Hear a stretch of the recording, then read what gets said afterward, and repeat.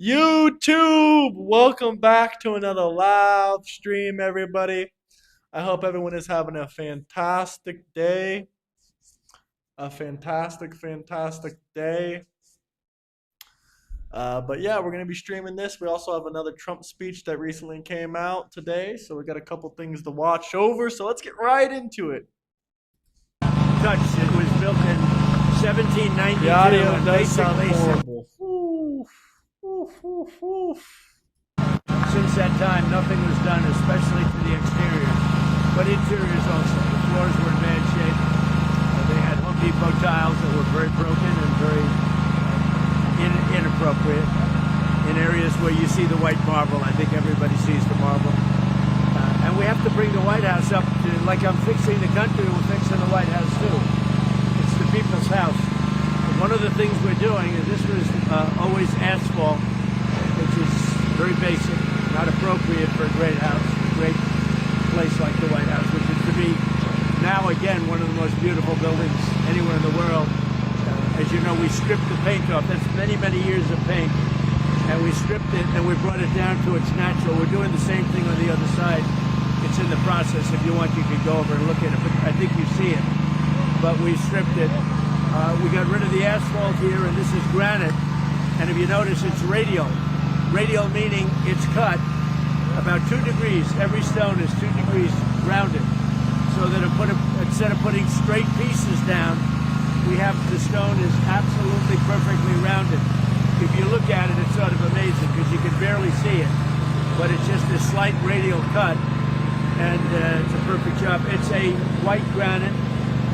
It's called the flawless granite. We get the best stuff. One thing I know how to do is build.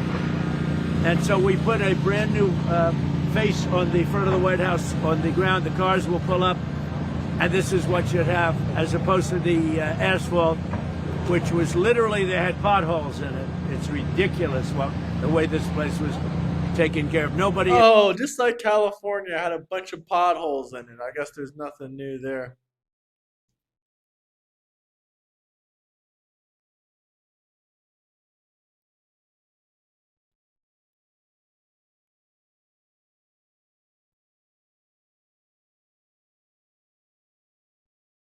Guys, get those likes up. Including other presidents. They didn't see it, but I see it because I was very good at real estate, like maybe the best in a lot of ways. And I love construction. I love seeing things properly taken care of. As you know, we've redone the colonnade, going to the Oval Office. We put the black granite down, and now we're out here. So for 50 years, more than that, they wanted to have a heliport, but nobody knew how to go about it. And we are building a great heliport. It's donated by Sikorsky, by the helicopter company, because we have helicopters that can't even land here. They have brand new helicopters that were bought a long time ago, manufactured and recently arrived. And they couldn't land on the grass because the power is so great of the engines that the grass would get ripped up. They tried it, and the grass was literally scattered all over the place. And I don't... Ripped up. W Trump, that's what I'm talking about. Let's get a W Trump chant going. W Trump. A like and subscribe. Help us reach those 40,000 subscribers, guys. We'll put that there maybe for now. I don't mean it was burned a little bit on top. I mean it was dirt. The grass was all over the place. So they've been trying to build a heliport, meaning a pad, for more than 50 years. And we had it designed. Again, it was paid for by the company that manufactures the helicopters. We didn't pay any money for it. This is different. This is the road for the White House, and that was done through donations, including donations from me. And you so can Trump see the kind built the road to the White House. Trump built the road to the White House. of granite this is. This granite has a 1,000,000-year life. It's a very strong stone. It will never break. It will never leak. It will never do anything. This is the highest quality stone you can get, and especially for something like this, it's rated a 1,000,000-year plus. That means it has a 1,000,000-year life. Can you imagine that? It's 35,000 pounds per square inch. If you look at hard concrete is 5,000 pounds. This is 35,000. So nature is stronger than what the human can produce. It's really pretty amazing. It comes from California, from a quarry in California, and it's a very special stone. This is also used, this carries on out into the helipad. The pad is out there now. It's very close to being finished. The hard work is done. The beautiful work is finished. They're putting the granite top on. And the granite top says, "The seal of the United States of America." That's the exact term. If you look at the seals of the presidents, the seal of the President of the United States of America, meaning... I think it's funny. You guys in chat don't even know how to spell Palestine because it's not even a real place. It's hilarious. It's not even a real country, so you have no clue how to spell it. The president is in the White House. This is for many presidents. This is for many presidents. They will have it for a long time. The other thing we could do, if you notice, we took it up and redid one aspect because we had a lot of slope on it, and I felt it was too much slope. It's a slope for the rain, but I felt it was too much slope. So rather than doing it and not really having it the way it should be, because that will be used for other things, greeting visitors and lots of other things when helicopters aren't landing. It's now dead flat. We actually put a 1/2 of 1 degree slope so the rain gets off, but I didn't want to have the slope that they had. They had a slope that would have been like for a waterfall, not for rain. And so we, before we put the letters down, we lifted it and made it dead flat. Yes, architecture is very important. I'm glad our president knows a thing or two about it. It reminded me of the Wallman Rink in Central Park. So it starts here, and this goes into the entrance of the White House, and this is pure white granite, very high quality, and the highest quality. And again, when you hear that 35,000 pounds per square inch, that's really powerful stone. That stone that if you took a hammer and you started hammering right now, all day long, you would not see where you hammered. I don't care how strong you are. You wouldn't see a mark on it, literally. That's the kind of power it is. So it's the kind of thing that should have been done. It's also 4 inches thick. Normally you'd get 1 inch or 1.5 inches. It's 4 inches thick. It makes it much more powerful because it's the White House. And this comes through contributions, donations from... The funniest thing is we have the TTS bot on, so any super chats are going to be read automatically by the bot. So there's a TTS bot on here, so let's see it, guys. Numerous people, including me. And now we're going to walk over, and we're going to see this goes equidistant on the other side. And right over there, if you notice, is where the ballroom and military complex will be. And the military complex is going to have a drone-proof roof, and you're going to have, on top of the roof, you're going to have drones, many drones, which will protect Washington, D.C., and will protect the White House. Very important. So let's take a look at the helipad, and we'll walk together if you'd like. The cutouts here are meant for stanchions. It's stainless steel. So they take that piece up, and they put a stanchion right here. Because a lot of people, they have events, and over the years they've just put stanchions here. They never had any place to put it, and so what you do is you take that in and you put a stainless steel pole, and you have a stanchion. You have a rope line or whatever you might call it, and we picked the exact location where. Oh, this is the first time I'm hearing about it. Trump is oppressing the Democrats. Okay, I'm all with that now. I didn't know that, but that's just another thing I support. If Trump is doing it, I support it. Had it, but they were never able to do much with it because they weren't able to secure it. We put the stainless steel pieces in, they take it off, they put in the stainless steel rod, and they put the rope. Shout out to Israel, man. I got a lot of love for y'all. But just so you know, every single super chat is read out loud by the TTS bot, guys. I'm trying to see what this TTS bot is like.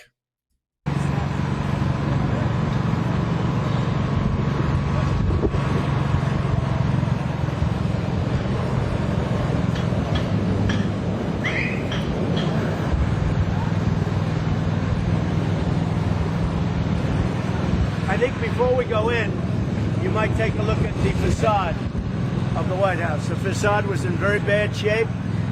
It had never been touched before other than some paint slopped on it. And we took it down to the basic. We took it down to the base. And again, we're talking about 1792. Much of this is up from 1792. There haven't been that many additions. And if you take a look at the stone, look how perfect the stone is. If you would have looked at it, if you noticed, some people noticed, I noticed it every time I walked in. I noticed it 15 years ago when I came to the White House. I said, boy, the face of the building is in very, very bad shape. Big chips out of it, broken stone. It was in very bad shape, and you can see it now. That's just a temporary cover for shade for the workers because it's so hot. Damn it, it didn't even the canopy work. will go back. Where the How much there's to the take off the TTS red hat? spot. You look at the stone, look at the Okay, columns, how that does perfect not they read are. the super They chat were at so all. bad that when you looked up, you'd say, boy, those things That are in does bad not shape. read the They had super chat at literally all. chunks of stone out of them missing. Oh, it And now does, they're okay. really in flawless How condition. much it or to does So it take it's off very the good. red hat? Very proud to do it. Okay, there we go. Now I can hear it. How much to take off the red hat? Like a $20 super chat. Enjoy it and very proud to do it. Again, you have the facade, and this goes down here. The facade of the building connects. This is not a in here. rerun. This was today, by the way. Yeah, I heard it read the super chat. This was today, by the way. This is not a rerun, but okay. You guys are sad as hell yourselves. And the helipad, I think you'll be very excited to see. It's really something very, very special. Come on over here. There's a path leading with the same exact granite. This Very strong was granite. You'll never see today, a crack in geniuses, this granite. the 19th. Well, it says right go here. on the line. So in 10 years, if you see a crack, you'll say, well, Trump just said you'll never see a crack. You'll never see a crack on this granite. This is very, I guess nothing's indestructible, but it's pretty close. It's really high quality. Again, this was all black asphalt that was in terrible shape. And asphalt only lasts for a season. It doesn't last very long, especially when it gets this kind of use. And so it would have literally potholes and cracks all over. But this Not is not appropriate going for the up at White all. House. This red bar is not working. But hey, we tried. At least the TTS spot is working. Back up. Come on over here. Look how stupid the media is. They can't even let one person walk at a time. So, this is all brand new grass. The grass was in terrible shape, and we have a great man that works here for 54 years, Dale. And he said, you know, it would be nice to be able to change the grass. You know, grass has a life like humans have a life. And this is all going to be, right now, it's put in, if you come back in 2 weeks, 3 weeks, it's in shock. But you come back in 2 or 3 weeks, this has all been redone. It's all been topsoiled. In other words, we put topsoil, brand new earth on top. Very, you know, very, Hey, thank you for lot of good subscribing. ingredients in that earth for grass. If you're grass, you're very happy. And this grass will look so beautiful. If you remember, it had big sunken areas in here, and it was pretty bad. It was in bad shape. But this grass is the highest quality. It was given free of charge by Scott's Miracle Grow. Scott's. And Scott's is a great company. They actually contributed to my campaign. I must be honest. You'll figure that one out. And they said to me, sir, we'd like to replace the grass at the White House. Why with the is there highest quality. constant food recalls? There's always been constant food recalls. I mean, it's been like that my entire life. Hey, thank you guys for subscribing. Much appreciated. Keep it going. Keep it going. Every single super chat is getting read out loud. Grass and do a real job.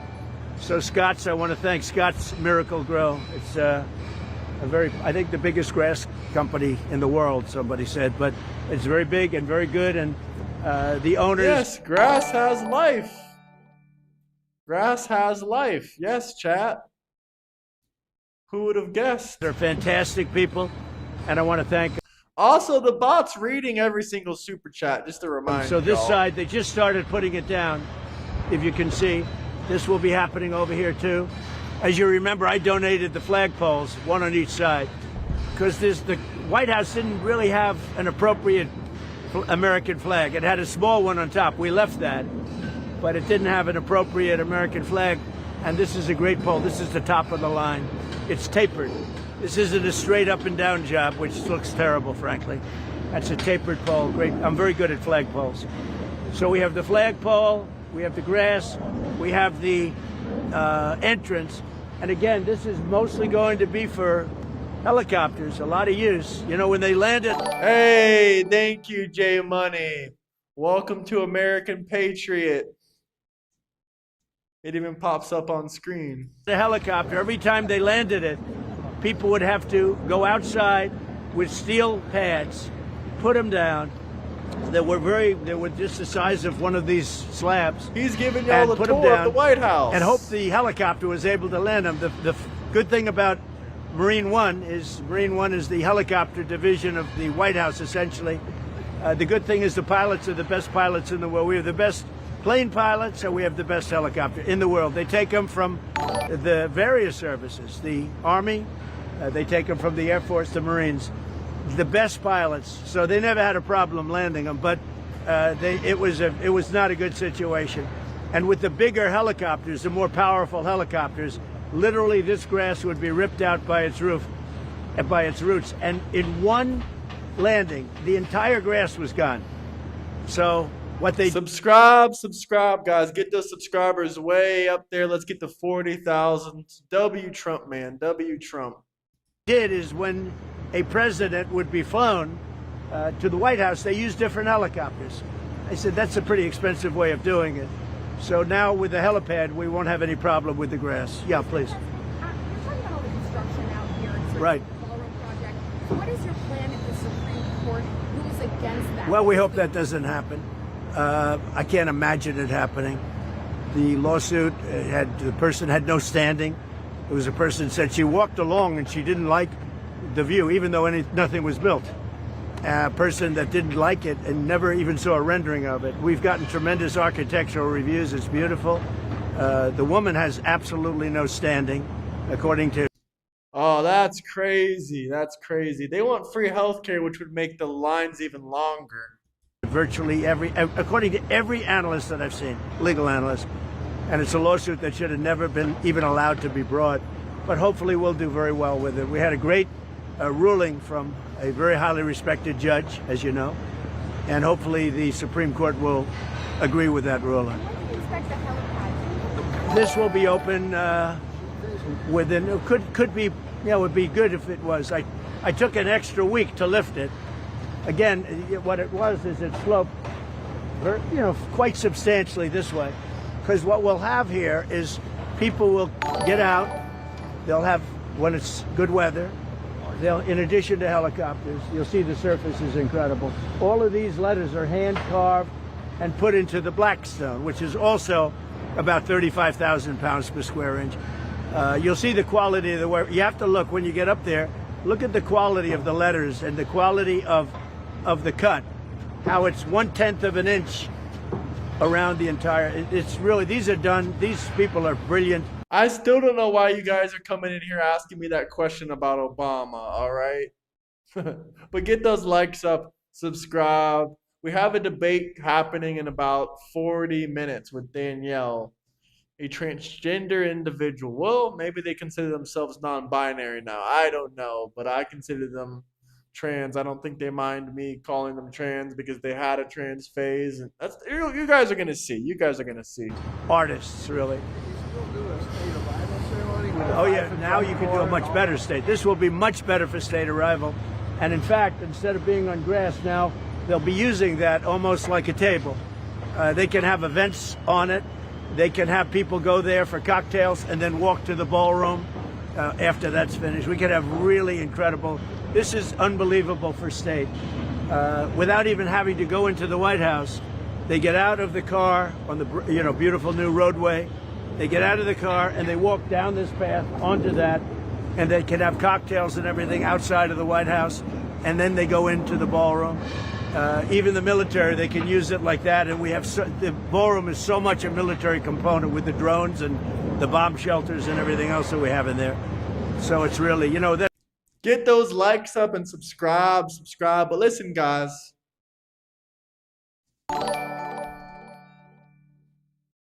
Love Trump He from donated France. Thumbs up £2 emoji. thank you, or €2. Sorry. Love Trump from France. Thumbs up emoji. Shout out France, man. Shout out France. Much love, man. Much love. That started off as a ballroom, and before we started work, France has some nice places, but I think they need to clean up Paris a little bit. But France definitely has some beautiful, beautiful places. the military came to see me and they say, sir, we have an opportunity to do something incredible here, and we've been trying to do it for 100 years, but we've never had an opportunity like that. So I had to make that decision. And I said, look, go ahead, design what you want. And that goes down 5 stories. You know, it goes down almost 65 feet. What's in those 5? Well, I'm not allowed to discuss that, but a lot of very detailed stuff. That's why bringing the lawsuit was very unfortunate, because most people didn't know that. Now they do know that.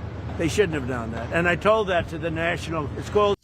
You know, this is all nice and dandy, but I actually really care more about the recent speech. So let's skip to that if we can. Because this was literally 7 minutes ago.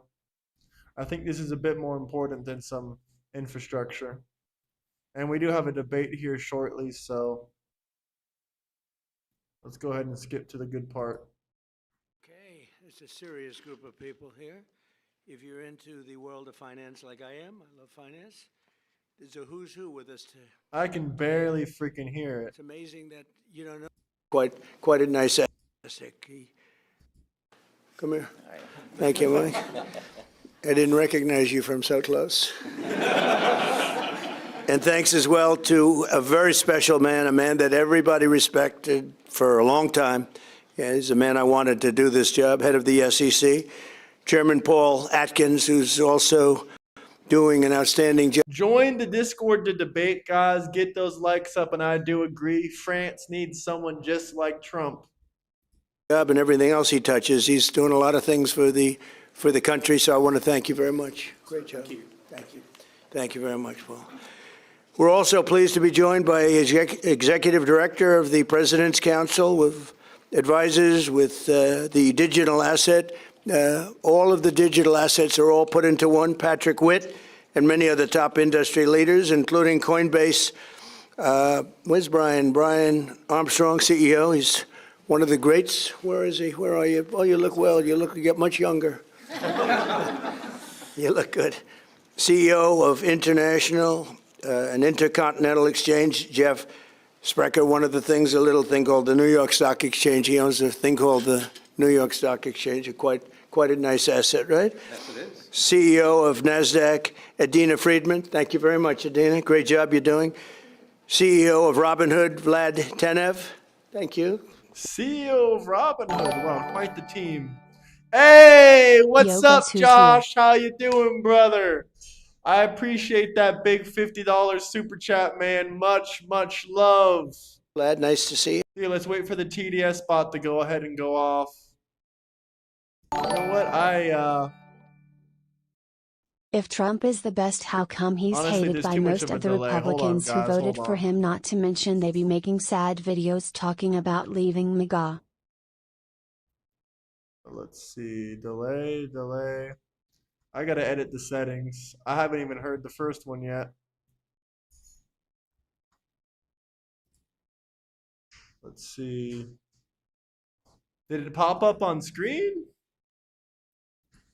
I'm hella confused now. Neither one of them popped up on screen. Is it working?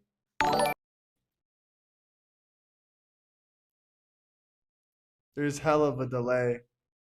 I'll read both of those super chats, guys. Give me a moment here. Yeah, I guess there's some kind of issue. Let's see. Fade in, fade out. Voice. Alert duration. Save settings. Okay, maybe it worked. Okay, This is a it worked. test super chat message. All right, guys. Back to the video. I'll respond to both of those in one moment here. Good to hear that you're doing what you're doing, Josh. Let me flip back to the video. Where the hell is that video? Okay, here it is. Here it is. Let me pull that back on the screen. Sorry, guys. Technical difficulties.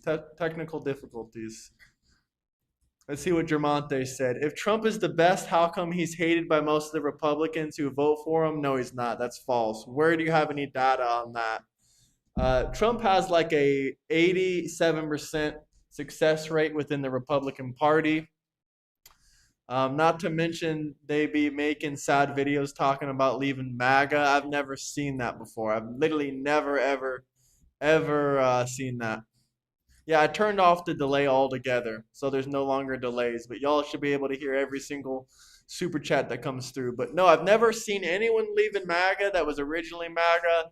I've never seen anyone making videos about them crying, leaving MAGA. It's probably because you look up a lot of Democrat crap that pops up on your screen. So it's probably all that Democrat content that you got going on your side. All I can say is I used to be a Democrat, now I'm a Republican. Since y'all are constantly saying, oh, I used to be a Republican and oh, I'm a Democrat. I'll say it. I used to be a Democrat, now I'm a Republican, even though I never ever voted Democrat in my life. Because that would just be stupid. Why would you do that? That would make no sense. But get those likes way, way up there, chat. If you guys want to piss off a Democrat, now is your chance because we have this new bot and it's showing every single super chat, every single message is read out loud. Were you guys able to hear those last two super chats? Because it reads every single super chat out loud, the bot does. And I'm also rereading them as well. And CEO of Kraken, Arjun Sethi. And thank you very much, wherever you are. Thank you very much. Great group of people. We also have some others here that we wanted them. It's where's Mike, co-founder of CEO of CTO and president of BitGo, which is a big deal in the world of that thing, that little thing that's happening out there. And Brad Garlinghouse, CEO of If I'm wrong, how come you all are losing If I'm primary wrong, elections? How come you all are losing primary elections? We ain't losing no damn primary. We're winning in Florida. We're winning in Texas. We're winning in every single election. We ain't losing. Where do you get this information from? All we do is win, win, win. We're not losing any elections in the United States of America. Are you in a different country right now? Are you in a different country right now? What election are the Democrats winning? Where? Where? I don't see it. Where? We're winning the Senate. That's undoubtable. The only thing that we're fighting over right now is the House. We're fighting over House seats. We're winning governor races and we're winning Senate races. And by the way, the Democrat Party isn't beating anyone. If anything, the Democrat Socialist Party is beating the Democrat Party. So that means you lose because I'm suggesting you're not a Democrat Socialist, right? So that means you're losing. Ripple, Brad. Thank you very much, Brad. Sergey Nazarov, co-founder of Chainlink Labs. Thank you very much. Good, Sergey. Good job. Arjan, you're here. Arjan? I'm still here. You're here? You haven't left? Peter Smith. Even if you win the House, you're still not going to win the Senate, so there's not going to be any blue wave. Michigan has always been a purple state. So that's up in the air. And it's still the primaries. We don't know who's going to win. But we can see in states like Florida where our senators and our representatives and our governor is getting way more votes than the Democrat side. Is here, and Tyler and Cameron Winklevoss have tremendous people, tremendous investors, brilliant people. Chris Dixon is here. And I think I've sort of got anybody I didn't mention, by the way. Pretty much got the whole group. Good. They gave me 4 sets of lists, and that's always a little complex. You never want to say one more than 3 times. Under the crooked Joe Biden administration, the spirit of innovation that built America was under serious attack like never before, and nowhere was that more. There's 80-something days until the midterms, so we're not going to know until the time comes. But everyone get out there and vote. We can't let these evil socialists win. The DSA is completely unconstitutional. Completely unconstitutional. Does anyone think the DSA is actually constitutional? Because it's not. It's completely, completely, completely unconstitutional. It is. It's the truth. True than crypto and other new financial technologies where we were going to be taken to the cleaners by China and other countries. The radical left tried to crush these developments with crippling regulations, brutal restrictions, weaponization. They use weaponization, political weaponization, and constant targeting that drove Article 5 of the Constitution, abolishing the United States Senate, is unconstitutional. Article 5 of the U.S. Constitution. So quite literally, the DSA is unconstitutional and they're beating the Democrat Party in the midterms. Literally unconstitutional. Trump is the best president we've had in a long time with international relationships. Now, Democrats are complaining because he wants to be friends. He wants to be friends with Kim Jong-un instead of going to war with him and fighting with him. Instead of fighting with the Democrat, or instead of fighting with the world leaders, he tries to befriend them, and that pisses Democrats off. For whatever reason, we're not supposed to be friends with world leaders, or we're not supposed to be courteous or have friendly relationships with Kim Jong-un. For whatever reason, that's not going to solve anything. If we're enemies with some random guy just because we don't like him or we're not supposed to get along with him, then that's going to make Kim Jong-un more pissed off at America. We have to build healthy, friendly relations. That's it. It's not hard to understand, and I will never respect Democrats for trying to make random countries our enemies. Even if they're doing horrible things, even if these are horrible world leaders, being an asshole to someone is never going to fix our relationship with them whatsoever. Innovation overseas, and they wanted to drive it out. And at the end of toward the end of the campaign, if you remember, they decided they liked it very much because there were over 100 million people that were liking Trump a lot more because I was in favor of it. They were against it, and they became very much in favor of it. But by that time, it was too late.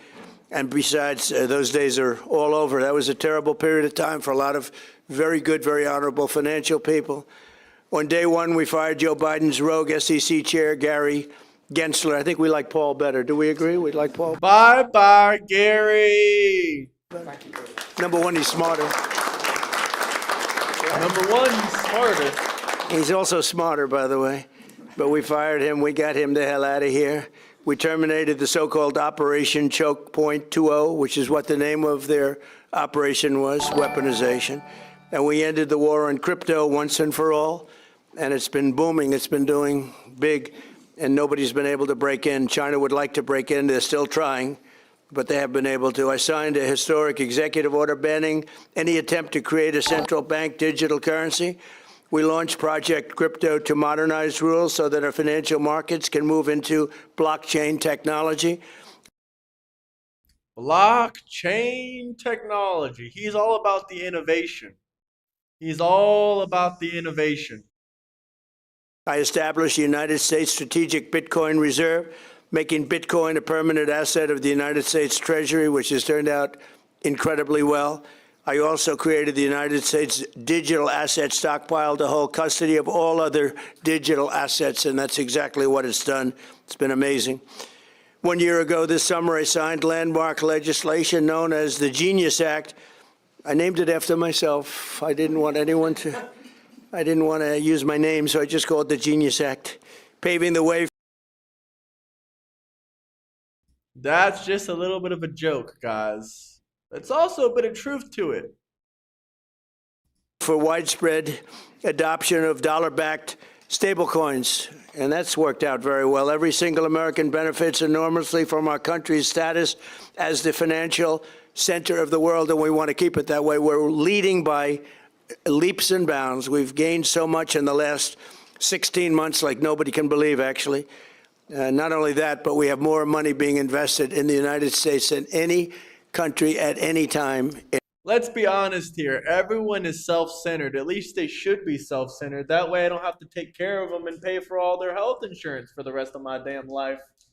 Because I don't feel like giving Democrats anything free.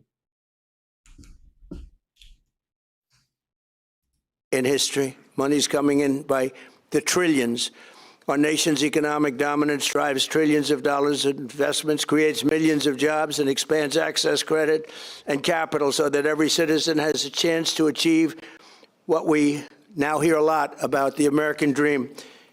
Young people. I agree, chat. Real men protect children, and Democrat men free pedophiles out of prison that molested a 10-year-old girl multiple times, like Tampon Tim did. Disgusting, disgusting, disgusting, disgusting. Disgusting, disgusting. Looking for the American dream. They weren't thinking about that 2 years ago. New finance. But get those likes way, way, way up there. And don't forget, we still have the TTS bot on. Every single super chat is read out loud by the bot and then read out loud by me as well. Financial technologies are extending this American dominance into the 21st century, and that's why we're focused on creating a clear regulatory framework for pioneers and builders like the people that are with me here, so that they can do business with confidence on American soil. They don't have to go to other countries to do their business. We're ensuring that America remains the undisputed leader, not only in Bitcoin and crypto, but also technologies like prediction markets, artificial intelligence, and much more. And we're leading in every single one. And I will tell you, the AI, the artificial intelligence, we're way ahead of number two. Number two is China. And I never want to underestimate China, but right now we're way ahead. President Xi's coming on September 24th. We look forward to it. We'll probably be talking about AI and a lot of other things. But we're doing tremendously well, largely because of people and some other friends of ours that are on the board. And they'll be here in 2 weeks, I understand. In May, Chairman Selig authorized the first ever true Bitcoin perpetual futures contract on a CFTC registered exchange, first time.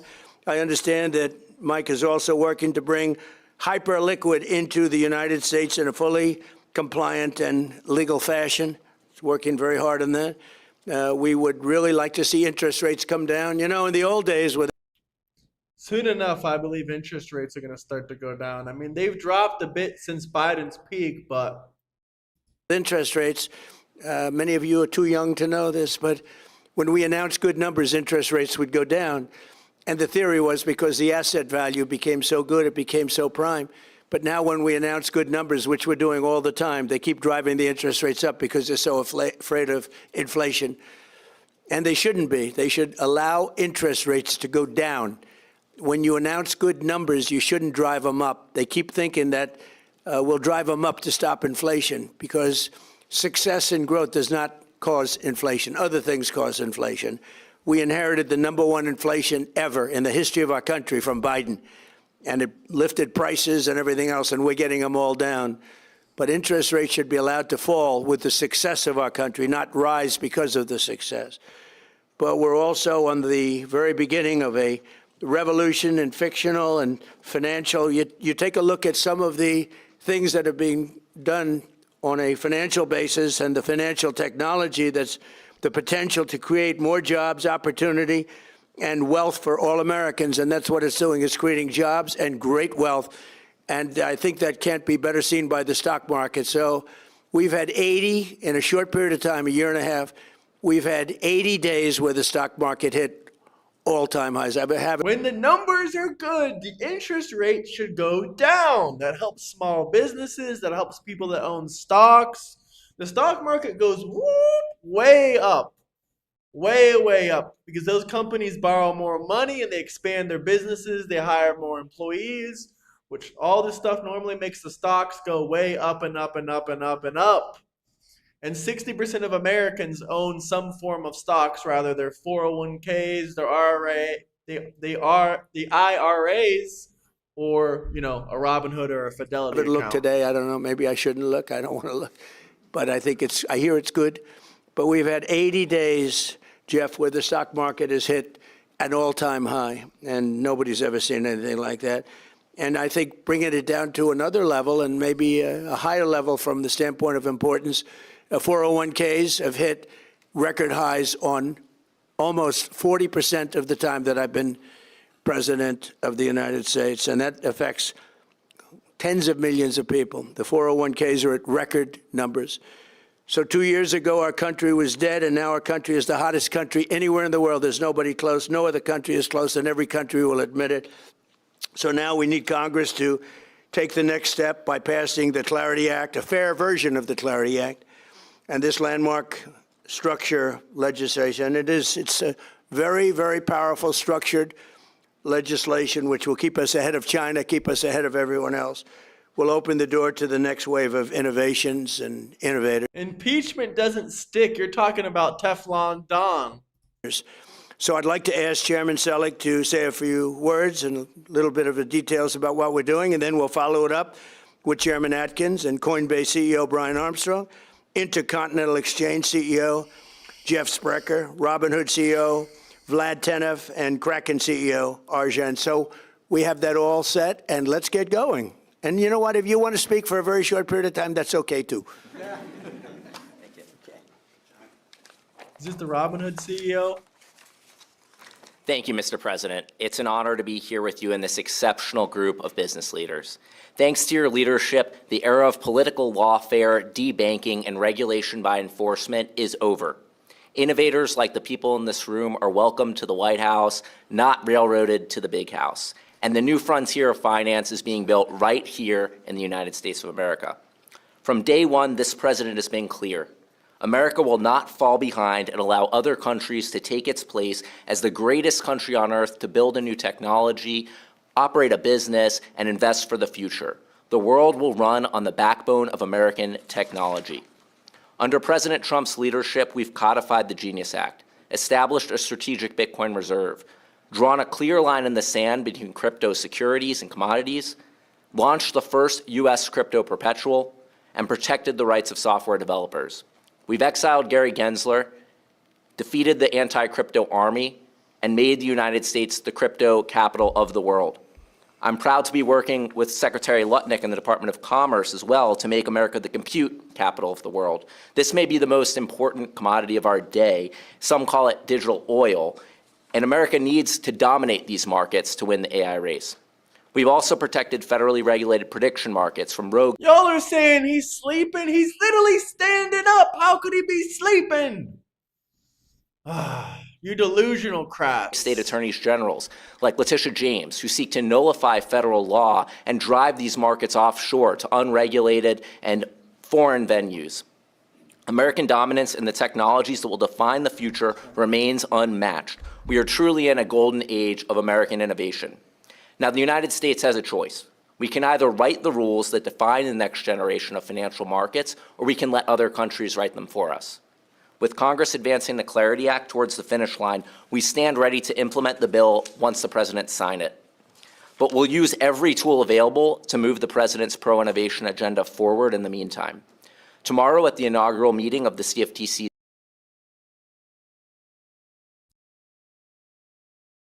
I lost all my crypto and my firearms in a boating accident. I haven't been able to find it since. Innovation Advisory Committee, I look forward to sharing more details on our regulatory path forward. A path forward that provides greater certainty for innovators while reinforcing confidence in our markets for decades to come. This president has assembled an extraordinary team of entrepreneurs, builders, investors, and business leaders advising in government, like David Sachs, of course, and Patrick Witt. This real-world experience has already brought valuable perspectives into policymaking, and it will continue to pay dividends for the American people. Innovation depends on regulatory clarity. Clear rules create confidence, confidence attracts investment, and investment creates jobs, strengthens our markets, and keeps the world's best talent building here in America. Mr. President, thank you again for your leadership and for making American innovation great again. The work we're doing now to shape the future of our great nation will do measures for decades to come. Now, I'm honored to introduce the most pro-innovation, pro-free market SEC chairman in America's history, and it's not Gary Gensler, of course. It's Paul Atkins. So, Mr. Chairman, please.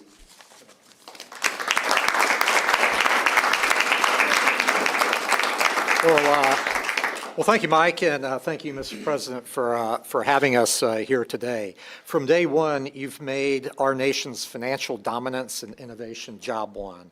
We at the SEC are delivering on your agenda. We're making IPOs great again, to continue on your theme, by cutting red tape that discourages companies from going public.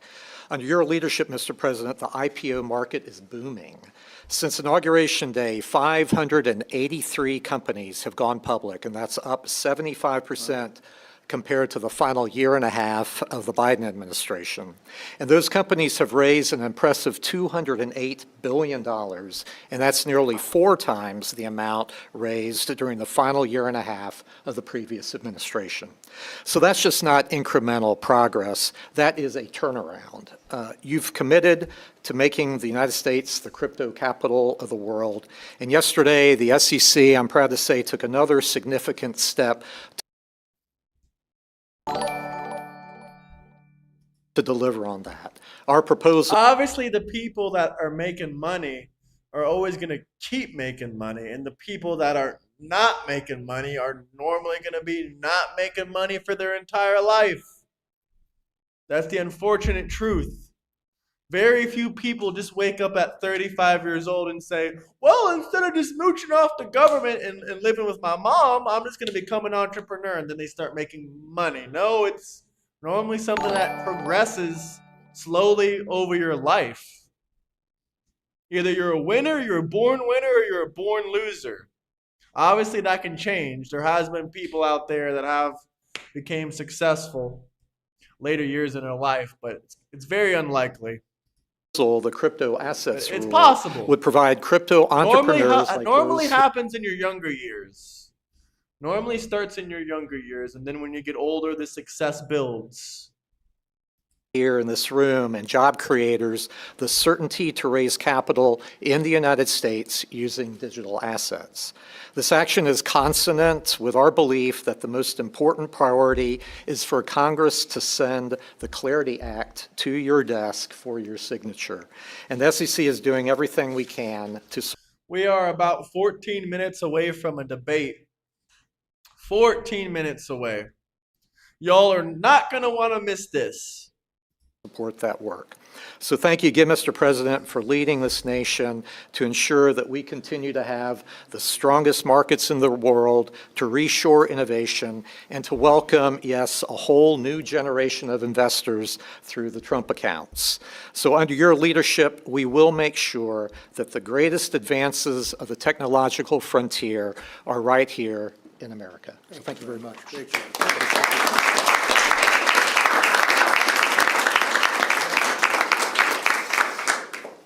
Well, this morning I was thinking back to the 2024 campaign where the president, I think, very astutely recognized there was millions of voters in the United States who felt disenfranchised by the prior administration. And he made a commitment at that time to make America the crypto capital of the world. And within weeks of taking office, delivered on that promise. And it started first with this executive order, which came out ordering the agencies in his administration to take. Where's our boy Elon? Steps in this direction. He shortly thereafter appointed 2 of the most competent and pro-innovation regulators anywhere in the world, Chair Selig and Chair Atkins, and of course fired Gary Gensler. There was that big applause line at the Bitcoin conference, which was powerful.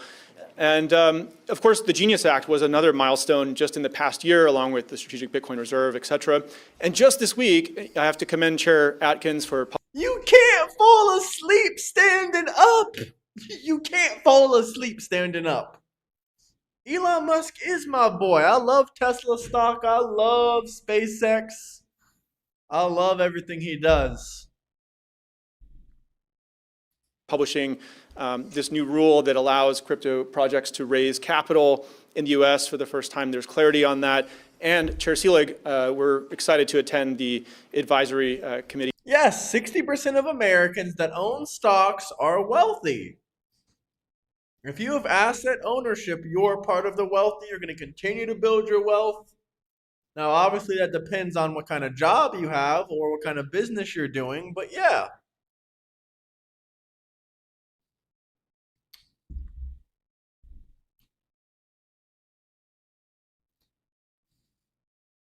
meeting tomorrow. Oh, boo-hoo, Elon made too much money. I don't care. I don't care. I've given Elon Musk money.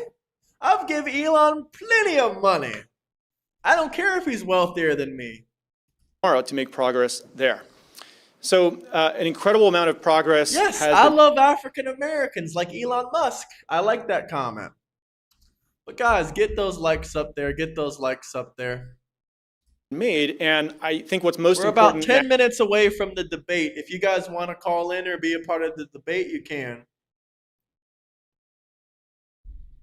next, of course, is this September 15th vote that we have with the Clarity Act. This would make all of the progress that this administration has made durable into the future, so it could survive for decades and decades to come. And make no mistake, there are folks out there who they want to see this legislation not happen, right? Maybe some of the big banks don't want the competition from crypto companies. Other banks are leaning in and have endorsed it, which I think is really powerful. And so if we all come together, Hey, Boston in the building. What's up, brother? I think we can get this bill over the finish line and hopefully get more than 60 votes come September 15th. Thank you. And it's very bipartisan, I would say, so you Very- could say that, very much. That is true. A lot of Democrat support. There's hundreds of pages of changes that have come in from the Democrat side as well. It's a true bipartisan compromise, and yeah, it's a great work product. So up next, I think, is Jeff Sprecher. Sorry. Thank you. Mr. President, I just wanted to tell you that, that your trade policies of fair trade to bring back jobs and businesses from overseas, your energy dominance policies to fuel the next generation of technology in the United States, your big, beautiful bill that created incentives for investments has led to the records that you're hearing about in our stock markets, the record number of IPOs. And as you know from working with my wife who works on private businesses, there's a record number of business formations in this country. He ain't sleeping. He's just resting his eyes. Let a man rest his eyes. If a man wants to rest his eyes, let him rest his eyes. Let him rest his eyes. Right now. So we're here to talk about how to evolve regulation so that we don't impede that progress. But one of the things I can tell you about the New York Stock Exchange is that it was formed at the time of our country. And so it, for 250 years, has been subject to every single financial services regulation that has ever passed. I ain't sleeping. See, I ain't sleeping. Look. I ain't sleeping. I ain't sleeping. The United States, bar none. And so one of the things that I'm so thankful that you've done is put two really strong chairs in these seats and ask them to go through past legislation, regulation, and figure out what we can get rid of that no longer serves the interests of this country. And for that, I really appreciate that on behalf of the New York Stock Exchange. Thank you very much. Thank you, Mr. President. Jeff. Thank you. Is Trump going to get up back up here?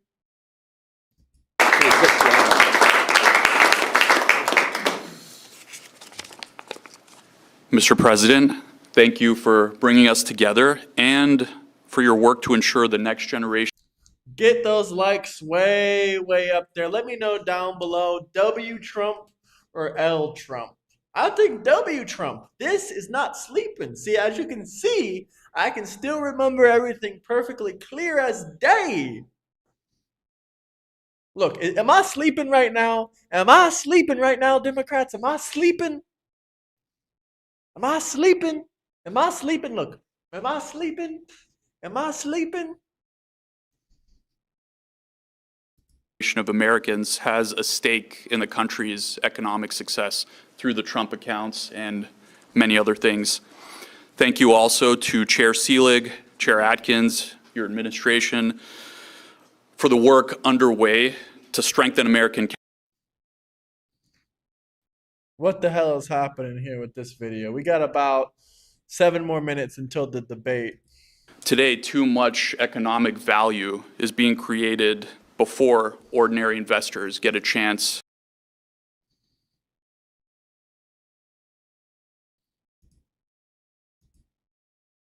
That goes down 5 stories. It goes down We'll hop back into here for a couple minutes while we wait for the guest. almost 65 feet. Well, I'm not allowed to discuss that, but a lot of very detailed stuff. That's why bringing the lawsuit was very unfortunate, because most people didn't know that. Now they do know that. They shouldn't have known that. And I told that to the it's called the National Trust for Historic Preservation of the United States. It's not associated with the United States. The United States doesn't even donate to it because they don't agree with it. Restart from zero. We already watched the first 16 minutes. We watched this on stream together, but I wanted to skip to the one that was like 30 minutes ago. I still never got any answers. Now look at my eyes, guys. Now look at my eyes. Look at my eyes, guys. Am I sleeping? As you can see, I'm very animated. I am not sleeping. Fools out of themselves over the years. But I said to them, you know, if you do this, you'll file it in court and people will see what we're doing. And the enemy shouldn't be allowed to see it. They didn't care about that because they don't care about the country. Okay, come on over here. Nice job, fellas. Nice job, fellas. All right, we got 5 more minutes until this non-binary transgender person comes on here to debate. 5 minutes. Help us get the views up while we wait for the guest. Thumbs up, share this, like it, comment, spam W Trump. It's going to help boost the views up for this debate. I'm excited as well. I'm excited as well. So we'll start off by talking about welfare. I'll ask them some questions about welfare. Does anybody know the word media? This is serious media. And you guys are doing a great job. Sorry to take an extra week and a half. Lifting it up was one of the best things we've ever done, right? Yes, sir. Lifting it up, right? Thank you, Jared. Man, this looks cool. I wish I could be in the White House looking at all this cool stuff. Listen, if the White House TikTok team that posted me on the TikTok are listening, you guys send me an invite to come to the White House and meet the president. You posted me on the TikTok. Can I not get an invite? You're going to post me on your TikTok, give me no YouTube credits, give me no credits whatsoever. Send me a damn invite, please. Please. I'll be respectful. I won't cuss. I won't do nothing. I'll dress in a suit and a tie. I know you didn't like that, but and it still drinks. Or hey, if the White House is a little bit too busy for me to meet with Trump, I would go there and you guys could give me a Trump passport. My passport does need to be renewed in about 2 years. Approved? Approved? You're sending this to your team? Send it to your team. Go ahead and look at my background. I have no criminal record. Now let me come to the White House. But Trump has 34 fake felonies. Enough grain. That's fine. But the lifting it up was a big element because we're going to use this for a lot of different things. So this is a helipad at the highest level. It can land any helicopter in the world, no matter how big, no matter how powerful, no matter how strong. It would, I was explaining for the construction people, I was explaining how when the new big Sikorskys landed, the grass was completely wiped out. Yeah, come on over here, fellas. The grass. We got 2 Alfreds in the chat, man. Alfred is such a W name. Like, if you name your son Alfred, he's going to be a wealthy man. I'm just saying. Come on over here. Come on. And I just want to say they've done a fantastic job. So if you take a look from the media standpoint, you look at the lettering and you look at the joints, they're like flawless. Look, they say Trump doesn't like Hispanics. Every single one of these guys is Hispanic. Oh, Trump doesn't like Mexicans. Look at all the Mexicans are building. The Mexicans are building at the White House. I mean, look at that. Mexican. Maybe they're Guatemalan. I don't know. Maybe they're not Mexican. Maybe that's wrong to say. I don't know. But they're from somewhere down south. And I'm guessing they ain't illegal. Exact, a very like 1/10 of an inch, and it's the exact same size. Oh, look, the head boss man. He's a white man.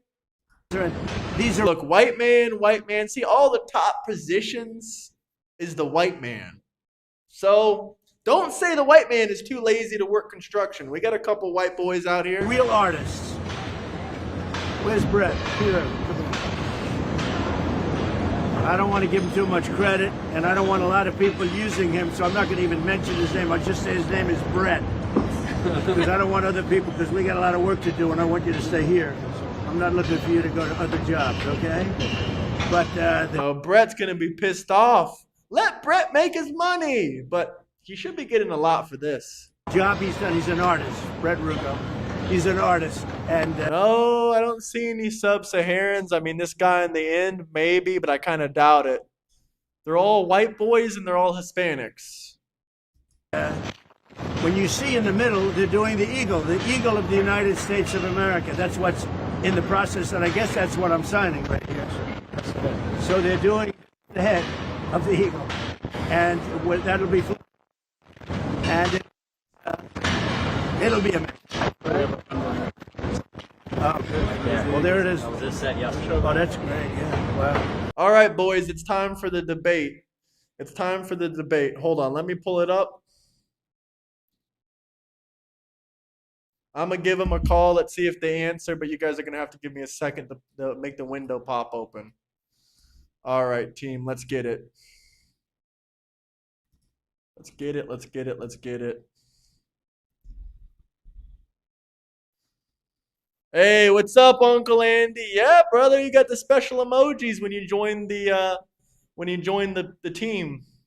All right, guys, we're gonna have the we're gonna give the call. It's time, guys. It's time.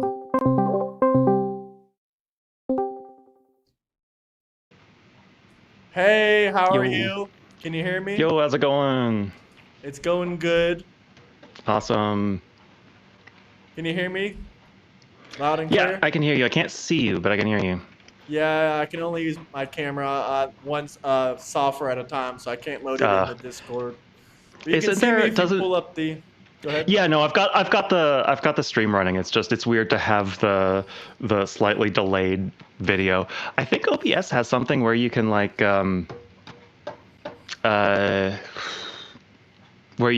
output OBS to a different application to use that as a webcam, but that's not something that I would like.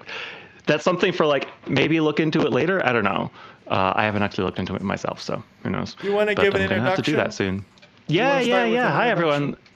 Hey, I'm Danielle Church. I host the channel on you can say we're it. good You with can say it. yeah. Yeah. I host the channel on Fucking the World. We're busy trying to pass or gather support at least for a constitutional amendment that's going to change the way that our country does things a bit.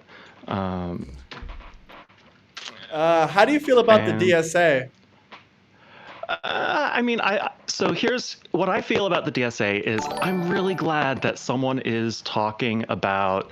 I'm really glad that someone is coming up with ideas. I don't particularly like their ideas in particular, but I'm really glad that they're talking, and I'm really glad that they're coming up with things. I think I've taken a look at some of the stuff that the DSA has been talking about, and some of the things I can get on board with, but are you getting bad audio from me? Yeah, I'm kind of getting bad audio. Yeah, I thought maybe so. All right, hang on. We're gonna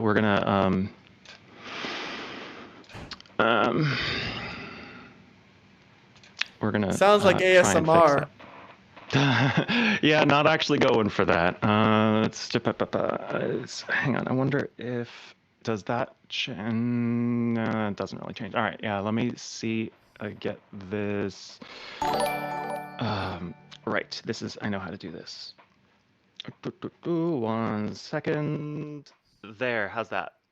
That actually sounds way better. I don't know what you did, but wow. I turned off the processing software. I just said, all right, no, you don't get to try to do anything else. You lost your chance.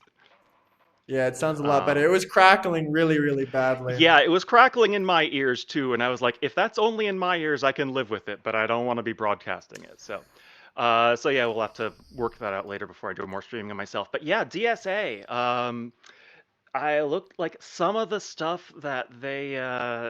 stuff in some of the things that I've seen that they're talking about, I like. Some of it I really am not so sure about. They seems like they basically want to turn the U.S. into a parliament, and we've got a ton of parliaments in the world. We don't need another one. Um, I agree. I think it's kind of authoritarian. I mean, Article 5 of the Constitution makes it kind of clear as day. You can't just elect someone and abolish it with the simple votes. mhm. Yeah, Abolishing the no. Senate is unconstitutional. Yes, that's absolutely one thing. That you can't, if you want to actually abolish the Senate, then you got to do more than just an amendment to abolish the Senate. If you want to do if you want to abolish the Senate, first you have to pass an amendment to amend Article 5 itself, and no one is going to do that ever. So yeah, Senate staying where it is, and it stays with equal representation from each state. That's Nothing about that is going to change in our lives. But Um, how do you feel about socialism in general? Do you think it would be better than what we have right now, or how do you feel about it? I think that socialism is probably better than what we've got right now, but like that doesn't make me the hugest fan of it. I think that there are some things that ought to be socialized. I think healthcare absolutely ought to Yeah, be those are socialized social because, programs. There's a yeah, difference between a social democracy than a democratic socialism. Socialism is when you yeah. seize the means of productions, you seize people's business and private property, either with the Uh, government or with well, I know, individuals' collective ownership. Which yeah, obviously I'm against that. I don't want my home seized. I don't want my business seized. I don't want oh, any for of my sure. stuff seized whatsoever. So that's why I hate socialism.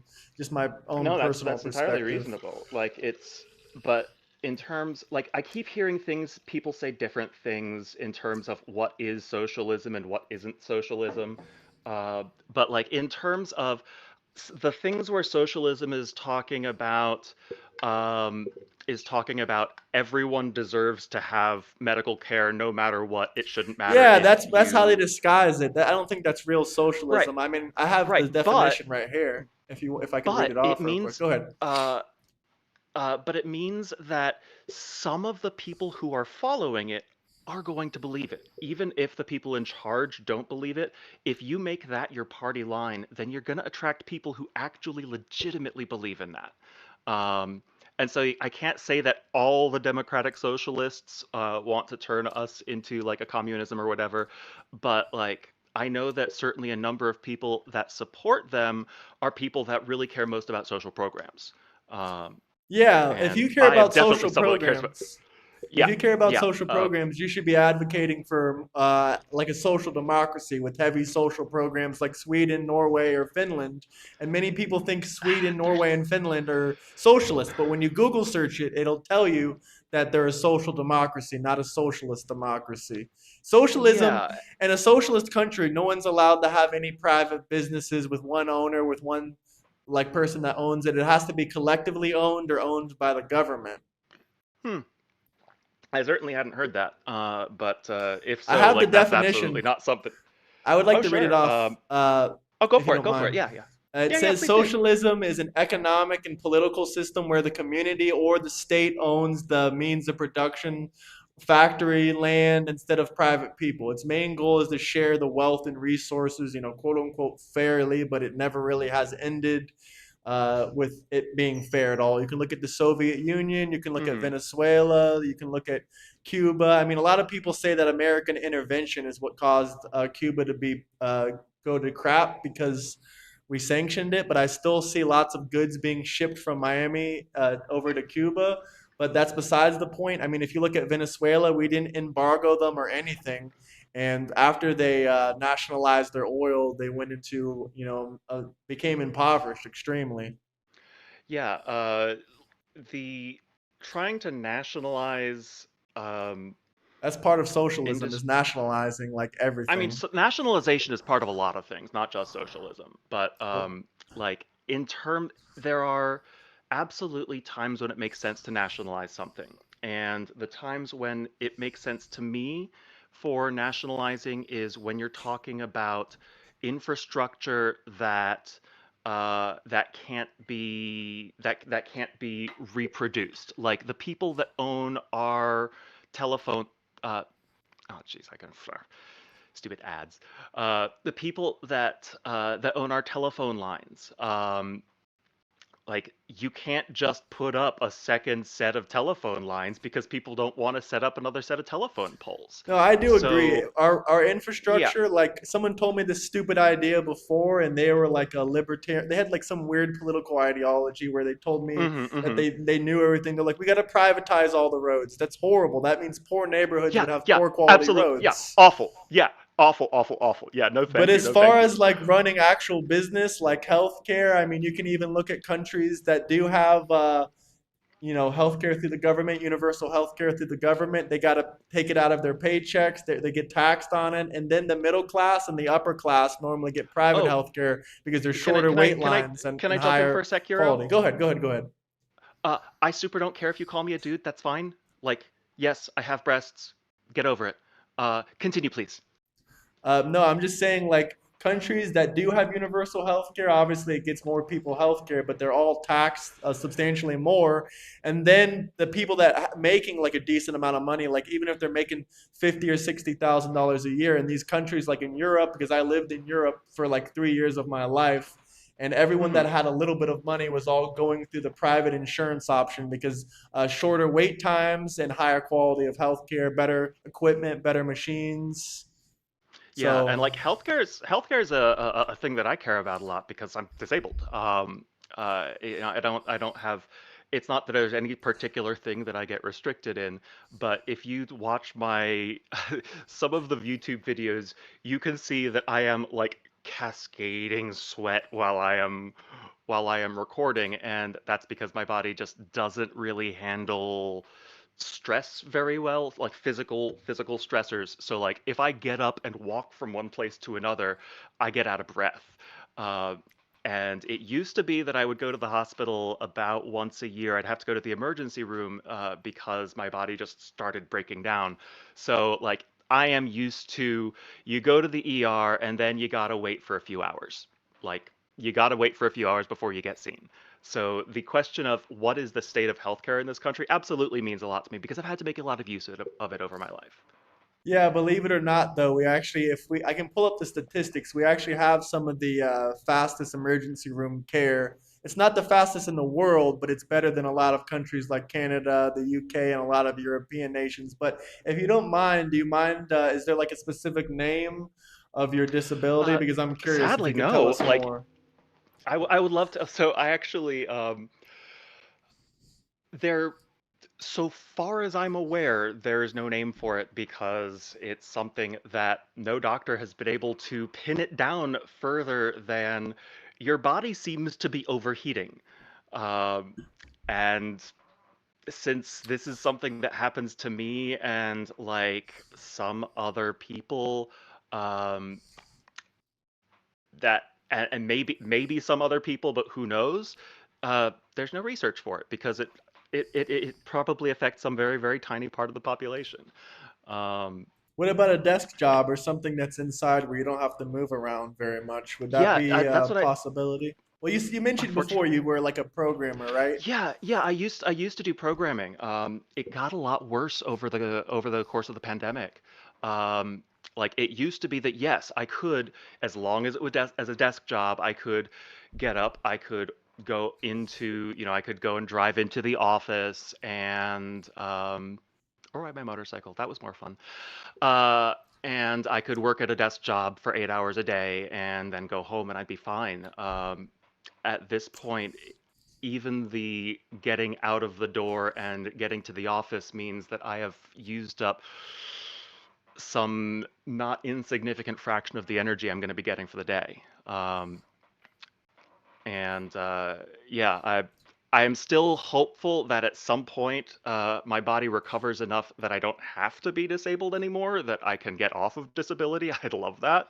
Um, but the one and only time I tried to do that after the pandemic started, it put me out of commission for weeks. I am Um, curious though, if you don't have like mhm. an actual, if like it's not a diagnosed disability, because you said that there's a diagnosis that doesn't exist, like there's not any name for it, how are you able to pull disability? Because it's so the question of do you get disability? It's not a question of what's your diagnosis. It's a question of what are you able to do. And so they ask you a lot of questions like, can you lift boxes? Can you do this? Can you do that? How long can you walk? And for me, if I like go out, walk outside for a walk, uh, if I walk for half an hour, I will be laid flat for the rest of the day. Um, and that's the kind of questions they asked me of, how long can you walk before you fall over? Uh, Half an hour, hour tops. How, yeah, and it's that sort of question about what things am I capable of? And like, I gotta tell you, I was shocked. I was shocked when they approved me. I felt certain that because there was no diagnosis, they were going to be like, yeah, screw you. Um, but like it's apparently if you can't walk from one end of your house to the other without getting out of breath, that is absolutely a disability. That is more than just I'm out of shape. This is I'm so out of shape that attempting to exercise would put me in the hospital. So how, did a doctor determine that, or did you just have to fill out a form? Both. I first had to fill out a bunch of forms that was like, tell all of these various things. And then I had to go in and chat with a cardiologist that Social Security Disability Service sent me to. And we had a long, we chatted a lot about that, and he did a checkup on me and all of that various stuff. Um, and yeah, uh, that's that is the definition of disability is you can't do the things that you would be required to do for a job. Um, and at the moment I So can't, and hopefully how at do you, some point go I will ahead, be go able ahead. to. Oh yeah, So how no, do it's just you, at some. go ahead, go ahead. Go No, ahead. go ahead. No, finish. At some point I hope to be able to rejoin the workforce because I'm only 42. Like I should absolutely still have more years of work in me. And one of the things I'm actually hoping is that the work that I'm doing with UTW, because it's something that I can do at home and on a sort of slower schedule, uh, gets me the exercise that I need to be able to get back to a place where I'm not disabled. So how do you feel? I have two questions. First question is, Yeah. do you think that the welfare system is maybe like it doesn't seem like there's very much threshold for anyone to be able to get disability money. Do you think that's abused in America by other people out there? No, no, it is the system that you have to go through is so I applied for disability back in 2022, and it wasn't until 2025, or it wasn't until 2024 that they actually started talking to me, and it wasn't until 2025 that they actually approved me. And the fact that they approved me straight off was it it never happens. It just never happens. I have never spoken with anyone else who has gotten approved for disability first thing.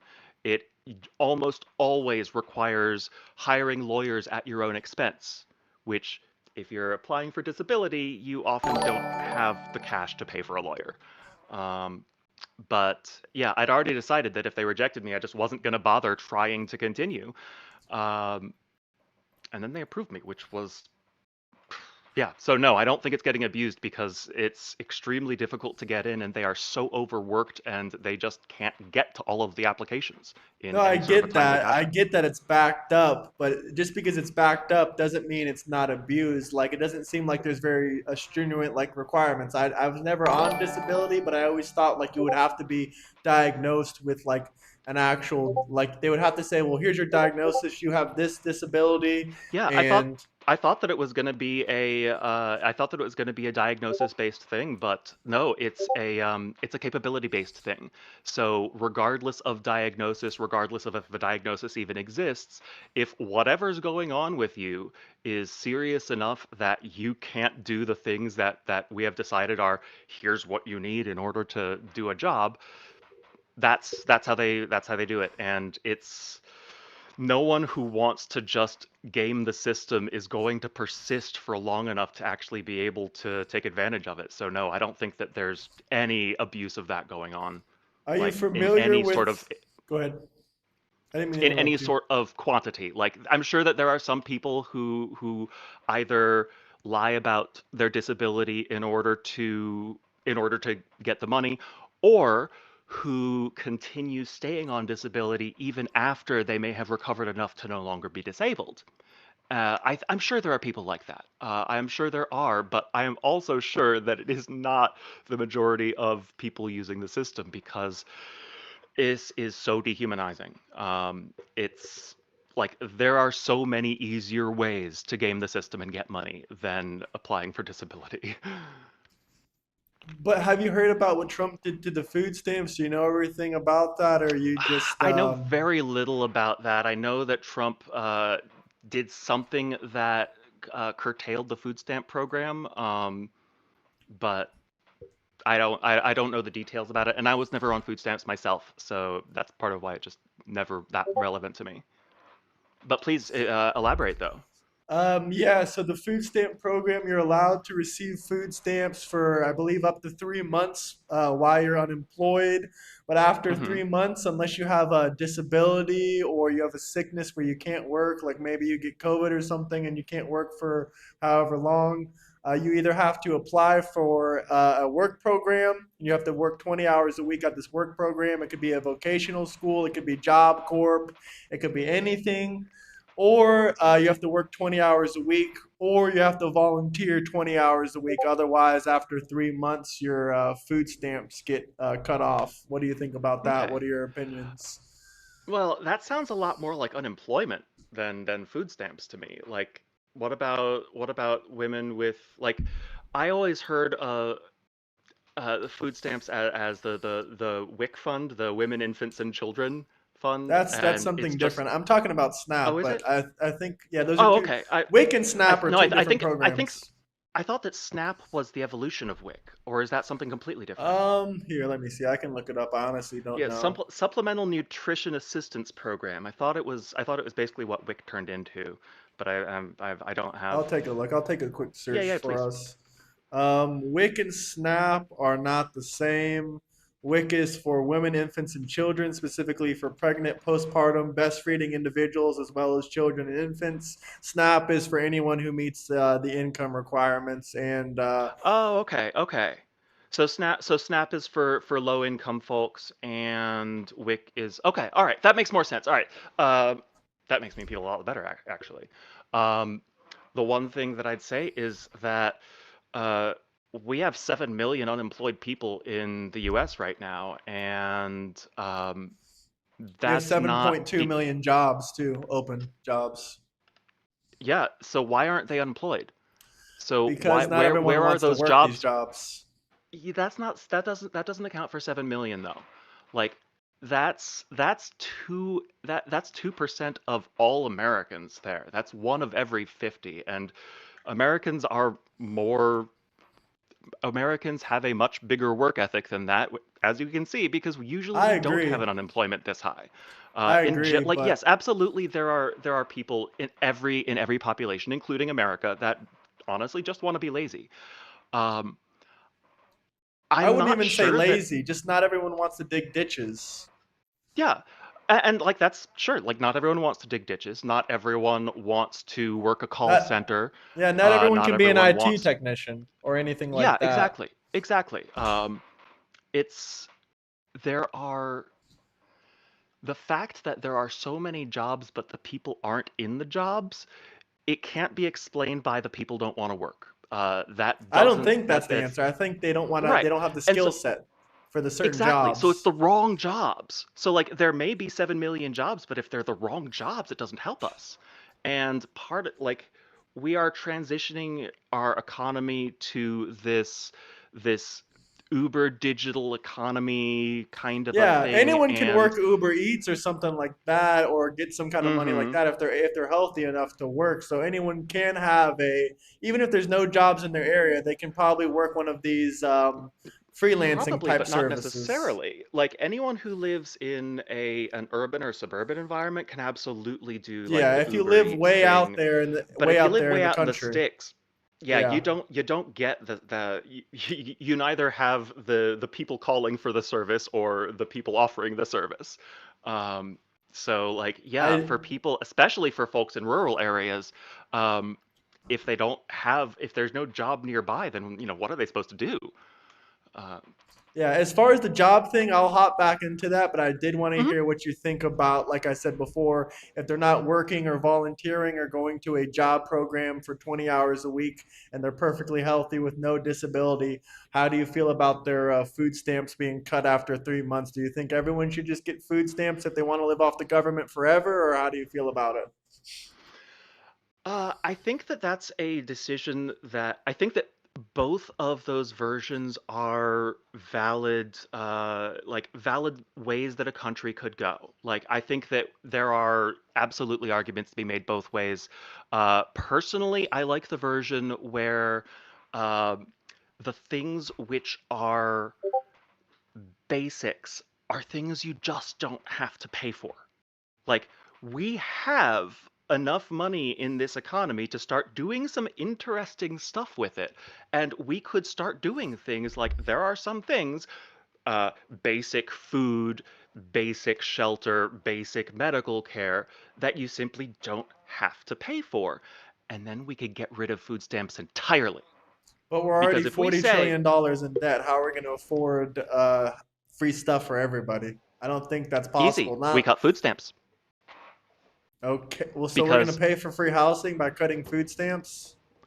we cut food stamps, we cut disability, we can cut so many things if the essentials are guaranteed. It gives us more options for what we can cut. We can say, like, if we say, all right, anyone can get disability, but then you don't get to earn any other money, which is how some of the disability works. Um, then, yeah, you could choose to do disability if you want, but then you can't go and work for an employer doing actually interesting things. And for people that really just want to sit around, maybe that's good. Maybe that's good enough for them. I don't know if it would work for America as a whole because I don't know the proportion of folks who would just take that option and just be like, nah, I'm not going to do anything. I'm just going to sit here. And Well, we food do need stamps people in cost America a doing lot stuff. less. I mean, food stamps is a lot less money. Like, if you look at how much they're giving in food stamps, I don't know, maybe $400 or $500 a month.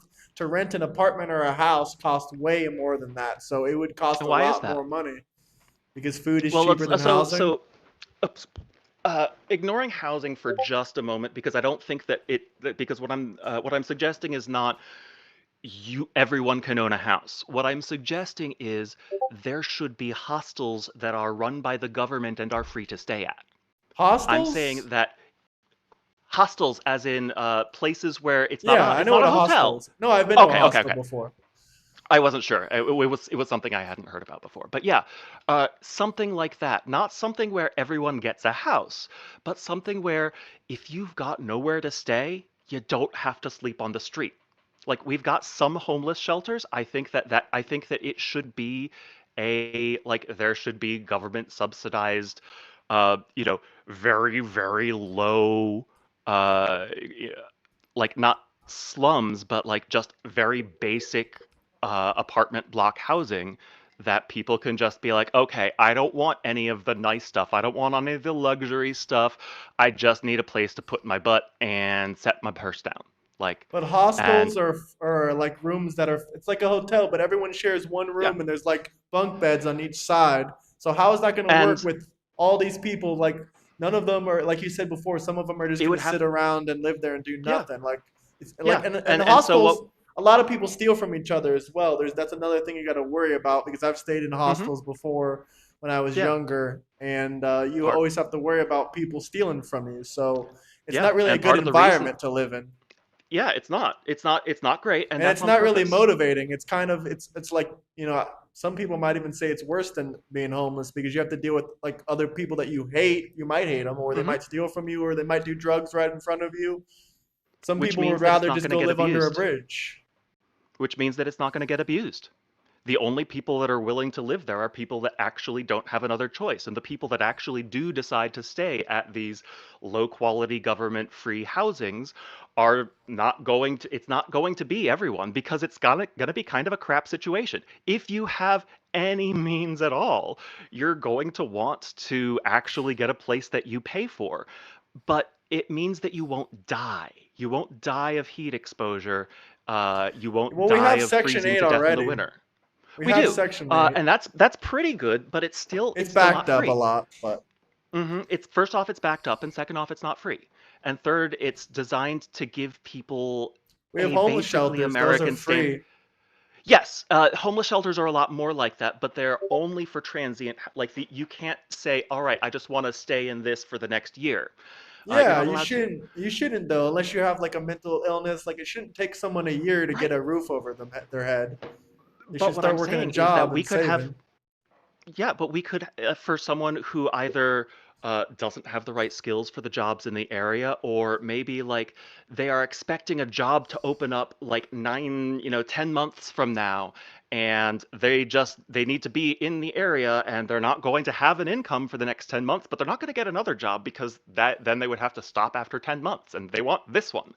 There should be a way that they can just, I'm gonna not work for now. I'm just gonna stay in the free housing. I'm gonna eat the free food. I'm Why gonna should I have pay kind for of a that? miserable 10 months. What? I said a lot of people out there do not want to give they don't want to pay taxes for random people to get free shit. I mean, if everyone could live for Yeah. free, most people would.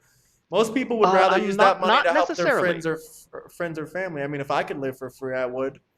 I wouldn't want to Would you? live in Section 8. I wouldn't live in There Section you 8 or a go. hostel, but There you go. You don't want to live in Section 8 or a hostel, even if it's for free.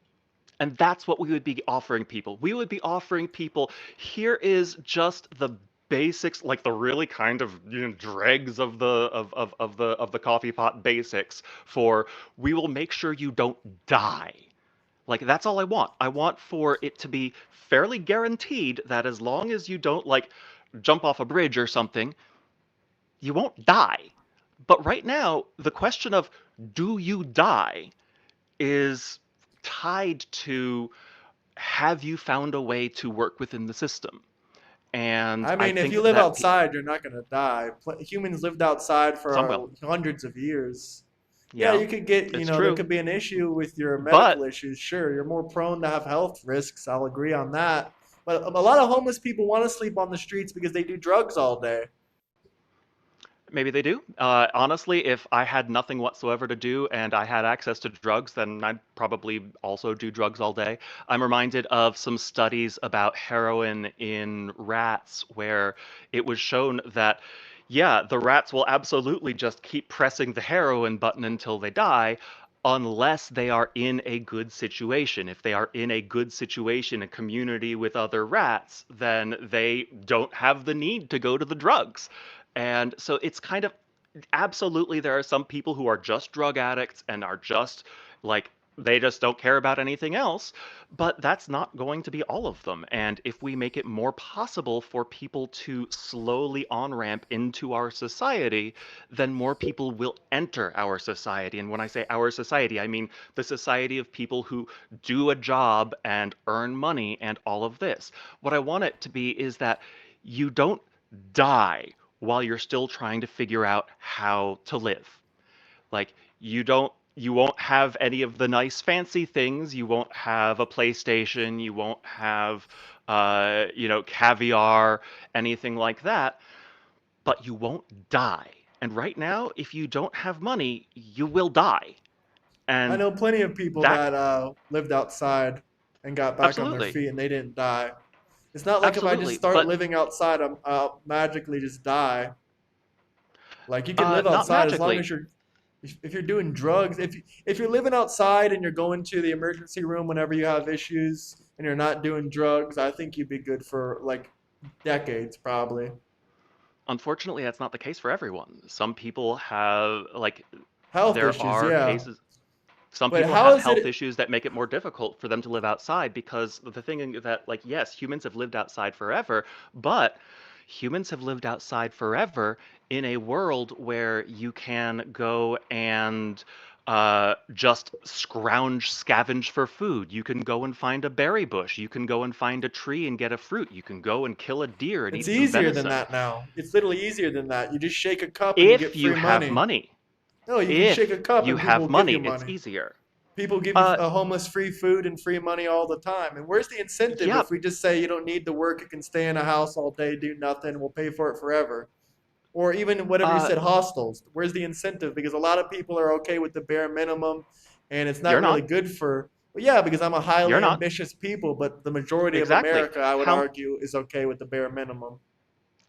do you really think so? Do you really think that the majority of America, like over half of Americans, would be happy Yeah, staying in a hostel every single day?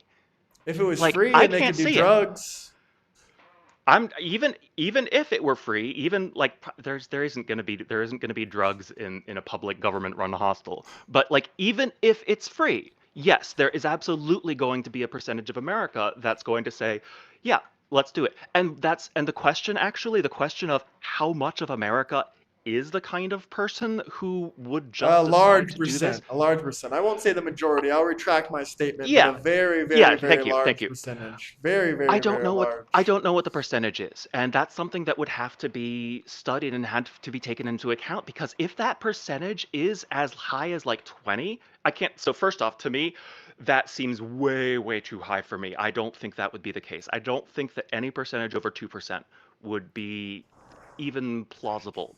But I mean, I don't 10% of know. Americans That's are on just food stamps. yeah. So I don't More know. than But also, 10%. yeah, but that doesn't necessarily mean they're okay with the minimum. It could just mean that they don't have the ability to get more than the minimum because of, again, jobs have been going all over the place. But in terms of, um, I've never heard of a construction crew turning down new workers or new employees. you haven't? I No, they're have. always hiring, constantly. No, They need as my much one men as of they can get. you'd think so, but my one of my friends has been having a hell of a time getting work, and he's a skilled auto mechanic, and he Yeah, can't auto find work, mechanic and is that's in horrible. auto mechanic or Their construction or pay any is like not so he's good, and also there's a lot of auto mechanics. The pay is a yeah, little bit but lower, he can't and find a job. He's trying. He has been trying every single day, and he can't find a job. You know why? He looks Mexican. there's plenty of Mexican people that get hired around here Hmm. and all around the country. And there's also plenty of employers that look at a person who looks Mexican and is like, I'm not sure I want to take the chance that ICE is going to take away one of my workers, so no thanks. And I that's not mean, hypothetical. That's one if of you the. didn't see, I was watching a video before you came Oh on, and yeah, no, I was. the entire Yep. White House crew that's working on them, they're all Hmm. Hispanic. Yeah, absolutely. Like, and that's So I don't and think that's really the case. except that it is, except that he has been trying to find like I have been watching and following his reports of like yeah try What you know evidence does you he look have? It's based on racism. the fact it's when you walk up and before you even say a word they say no, that's what That's happened to me too it's they before. You take saying that was racism? I mean, it could, given that he doesn't look like any particular subculture other than Hispanic, like, could it be something besides racism? It could be, but like, it's probably not anti-Semitism. It's probably not homophobia. If it's It's racism, then probably, why is like a good majority of the construction workers Hispanic? If that's uh, racism, then why are almost like more than 50% because of right, construction workers are Hispanic? Why is that then be, if they're racist?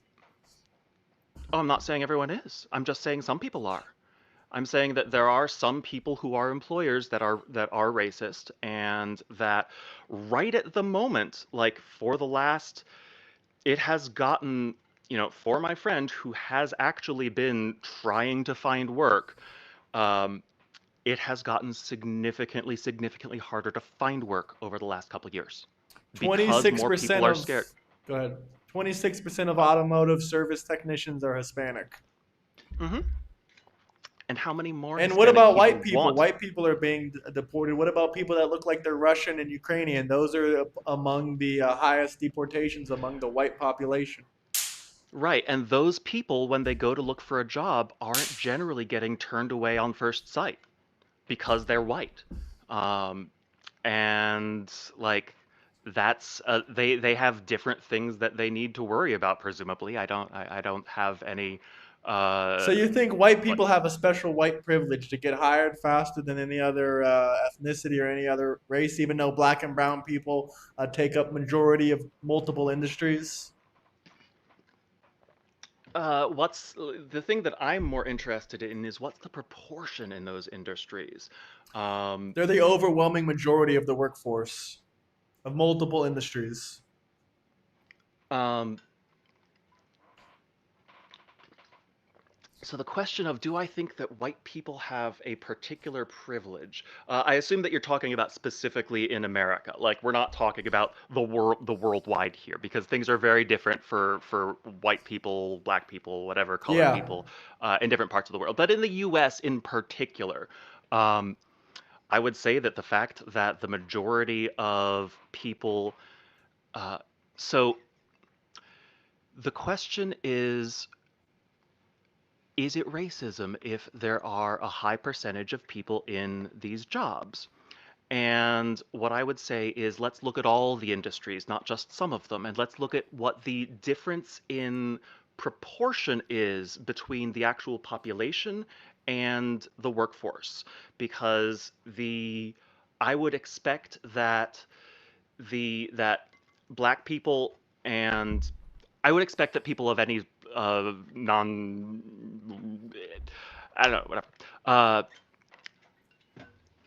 I would expect that black people are extremely overrepresented in the physical trades.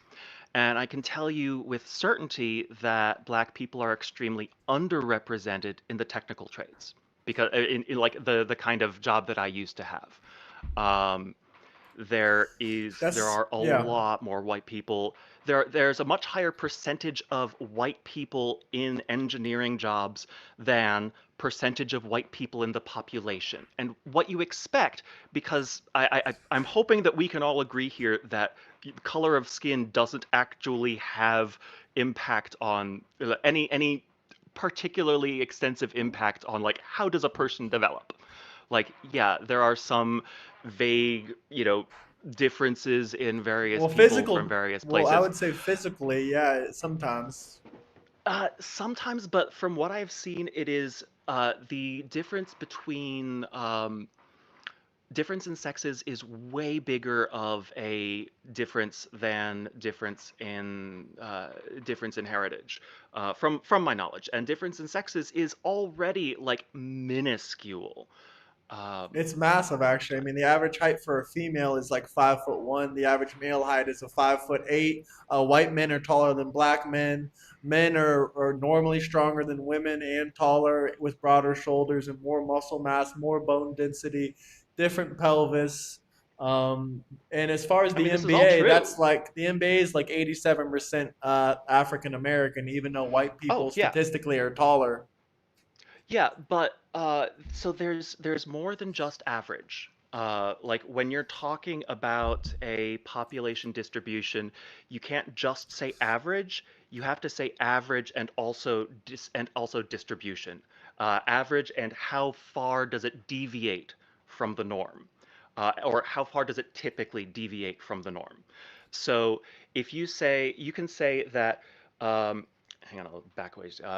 So if you have the height of men over here on the right side because they're very tall, and you have the height of women over here on the left side because they're very short, um, then if you just look at the averages, then you can say, all right, this is this big, that big, whatever. And you can say, all right, they are X percent taller on average.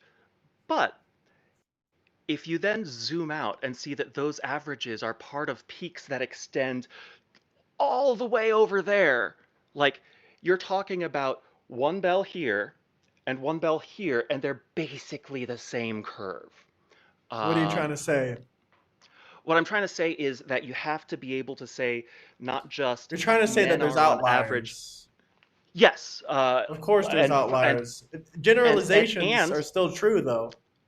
oh, sure, but outliers are so anyone who is in a highly visible position is an outlier. Um, anyone who is a professional sports player is an outlier. Anyone who is an Olympic athlete is an outlier. Sure. That's the point of all of these professional But sports organizations. female Olympic athletes are still on average shorter than male Olympic athletes. But female Olympic athletes are on average, depending on the sport, of Probably course, are on bigger. average taller, bigger, stronger, etc., than male non-Olympic athletes. If you try and I go don't up know to about that. I could look that up. see, absolutely, by all means, please do so. But yes, get an average of body mass for women weightlifters who have won gold medals in the Olympics, or even won any medal in the Olympics. Um, and that's going to be it's going to be a lot higher than the average for the general population because everyone who goes to the Olympics is an outlier. It says That's why they go to the Olympics. The average of female Olympian stands 5'8". In what sport? In what sport? Well, it's not a sport. It's all Olympian females averaging their Yeah, heights so together. and not all like if you talk about They're shorter than the average female male size still. if you talk about female Olympic basketball players, that is a sport where having height actually advantages you. And so that's where that's where the people who are selecting Olympic athletes are going to be looking for the very tallest of the women. And if you look at the average for female Olympic basketball players, they're absolutely going to be taller than you and me for sure. Um, I don't know. I'm 6'5", so I don't know about that, but I can see. damn, damn, buddy! Like holy shit, I'm only 6'2". Wow, No, how do you fit through doors? the average NBA player, the average WNBA player is only 6 foot tall. So both of us are taller than them. So both of us are taller than the average WNBA player. Yeah. Cool, neat. Um, I'm not planning on playing any basketball. To be clear, I would die. I would literally die. They would have to take me off of the court in an ambulance and take me to the ER, and I would already be dead by the time I got there. But no, let's. I would rather get back to the jobs thing. If Do you you're think DI is racist or discriminatory? it is an attempt to I'm assuming that we're talking about just various programs that attempt to increase the numbers of minorities in things like equal opportunity, Well, I don't EOC, think white women are minorities, but white people are but 60% of the yeah, you're right. population. You're right. Minority is the wrong word. The historically disadvantaged people is the proper word. Um, And yeah, it's an effort to combat some of the historic disadvantages, and it's one way of doing it. Um, it's, it's, I think that there is a big question of how much pull do you have? Because um, the question of who is best in the highest paying jobs um, uh, isn't generally based on race, gender, etc. I would At say least women not are as better at much. specific jobs. I mean, throughout There history, are there women are have certain been good there at are certain jobs that translating. women have. Yeah, There have absolutely been things that women have historically been better at, and things that like men have historically translating. been better at. Um, and I think that it's entirely reasonable that these, that in those kinds of industries have a disproportionate workforce. Absolutely. But there are also cases where it's really it is really easy to hire people that look like you. Like it's a super easy decision to make. Oh, you're like me. You're probably like me. So So should I be you'll do forced to things like I hire do. people that don't look like me? Is No, that bad to hire absolutely someone that not. looks like me? But so there's a this is where I will go with that. If you are a small business owner, if you've got a little shop and you're hiring employees, if you've got, various whatever, no, I don't think that, any of these, you must hire at least this many of whatever. I don't think that's reasonable because how are you supposed to find those people? But if you're someone like Google, if you're someone like Google who has the entirety of America to pick and choose from, you are one of the top employers and you get your pick of job applicants. If you can't find a decent number of, black women who are good at coding, it's because you're looking in the wrong place. Like They don't it's hire amateurs though. They only hire the best of the best. They hire the best software mm-hmm. engineers and developers in the Uh-huh. world. They don't just hire someone that just got out of Of college course. 2 days ago. Yeah, of course. And now the And question being that is black women are how 6% of the population by themselves, there's 6% of the mm-hmm. population black women, or maybe 7%. It's going to be extremely hard out of that 7% of the population to find a black woman that's, extraordinarily good at software developing or software engineering. if It's going to be a only rare there were find. And other if companies will only probably there hire them as well. if only there were a way to search through huge amounts of data to find the one tiny thing that you're looking for. If only there were some company that were Oh, good there are. at But other companies can I'm find saying that if other you're companies. Google, Yeah, I know they I'm can saying find that them, if but you're other companies will Google, hire them. There's uh, also if Meta. There's a Google, million other software companies out there. So, sure, so there's only but about 6% of the population, and then how many of them are good at software engineering? So every company, there's not enough black women, statistically speaking, that are going to be the best at software engineering, and also to make it you might be unbalanced at surprised. Google. You might be surprised because there are some fairly strong uh, what's it called?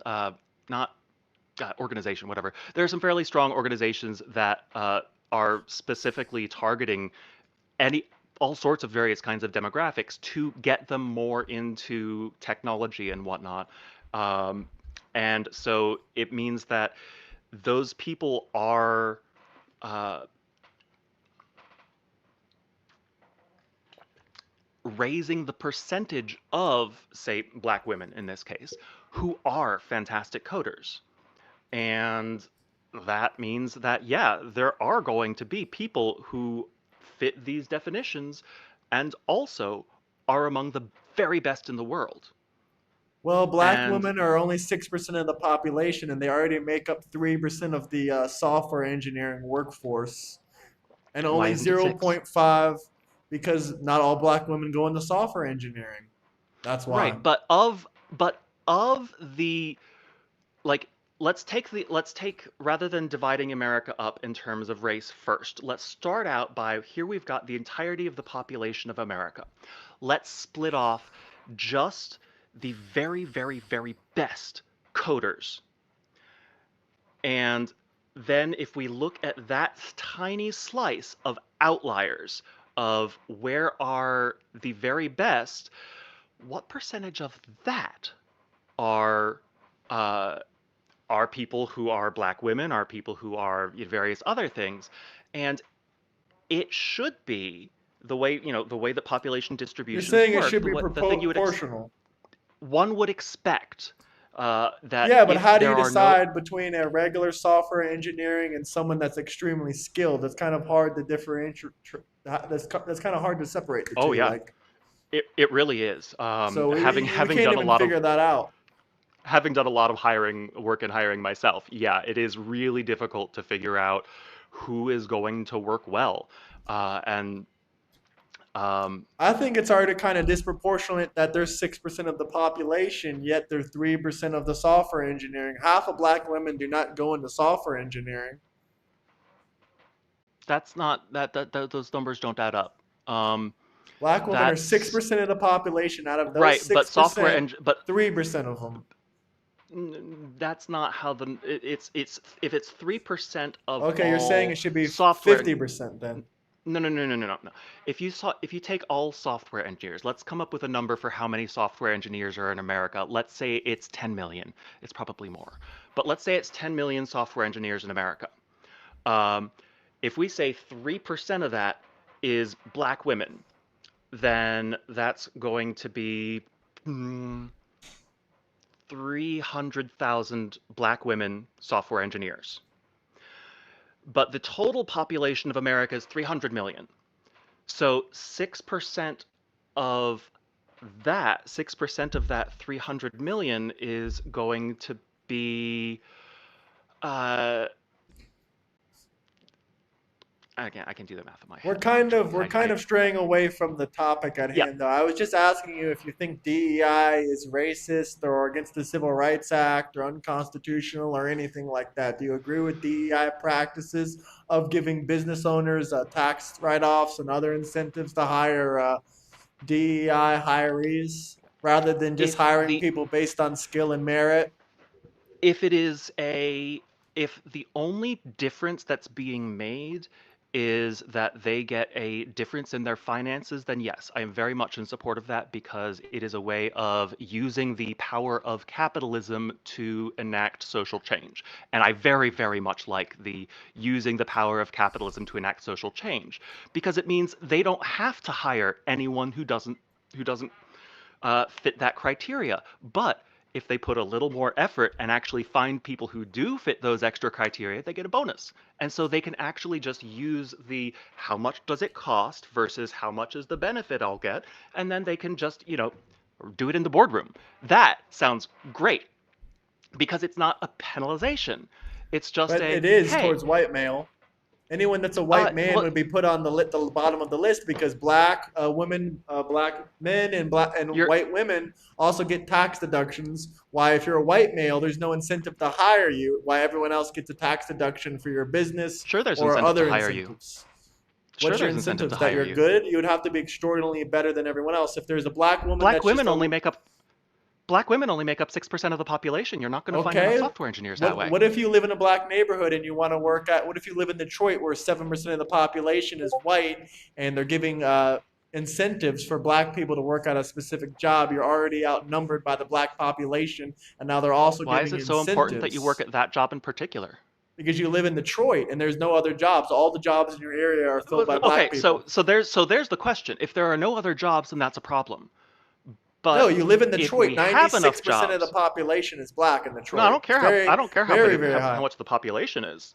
But if there are enough jobs to go around, then it doesn't matter if you get passed over for the job at, It does though, because why would they Detroit Iron. hire? Why would they hire a white person in a 90+ percentage black area when they get a tax deduction for hiring more black people? It's going to Because make they it need the skills disproportionately. and not just the color.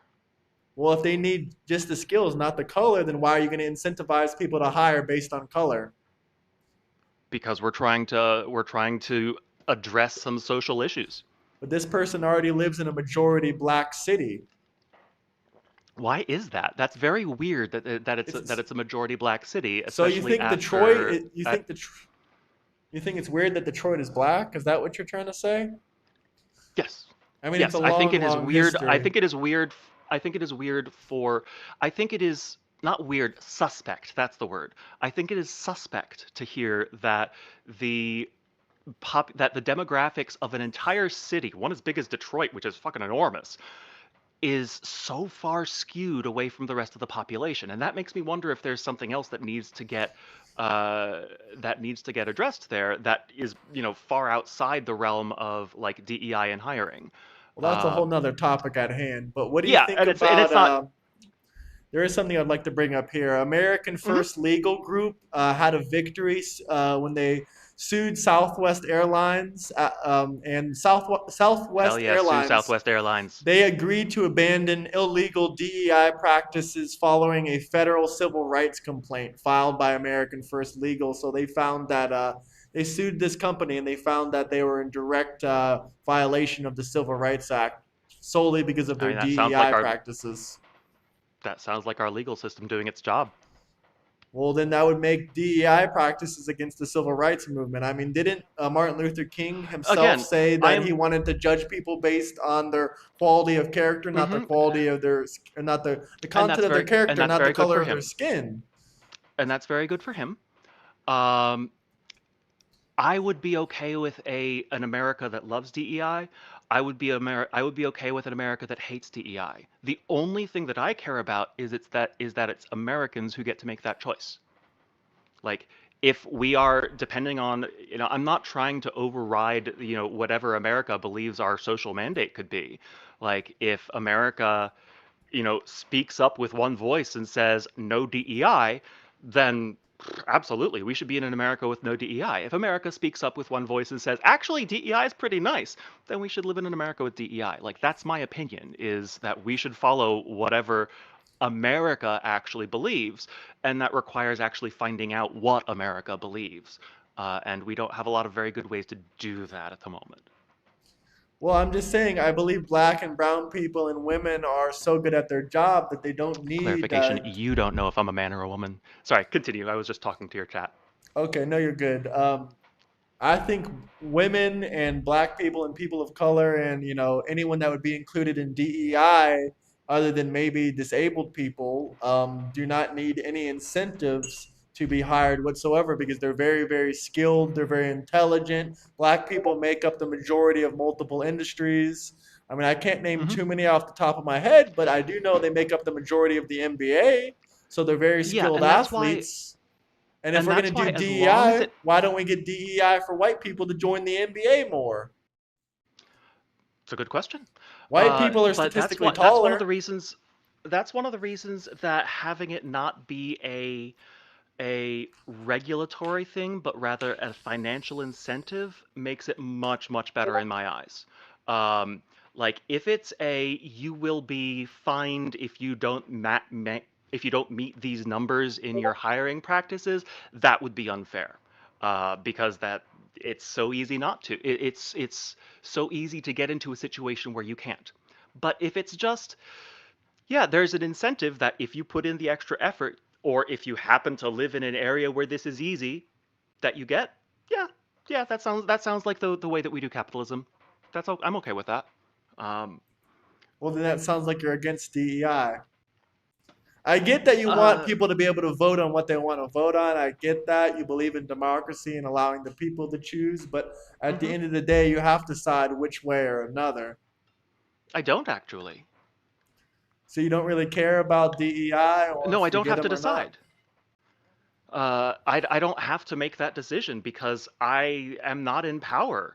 I can just say, all right, so first, like, it's been very difficult for me to pin down what the actual definition of DEI is, but I'm pretty sure that I've got basically the same Diversity, one that folks equality, have. inclusion. Yeah, I know what it stands for. It's just it's very ill-defined in terms of the way that I define things in my head.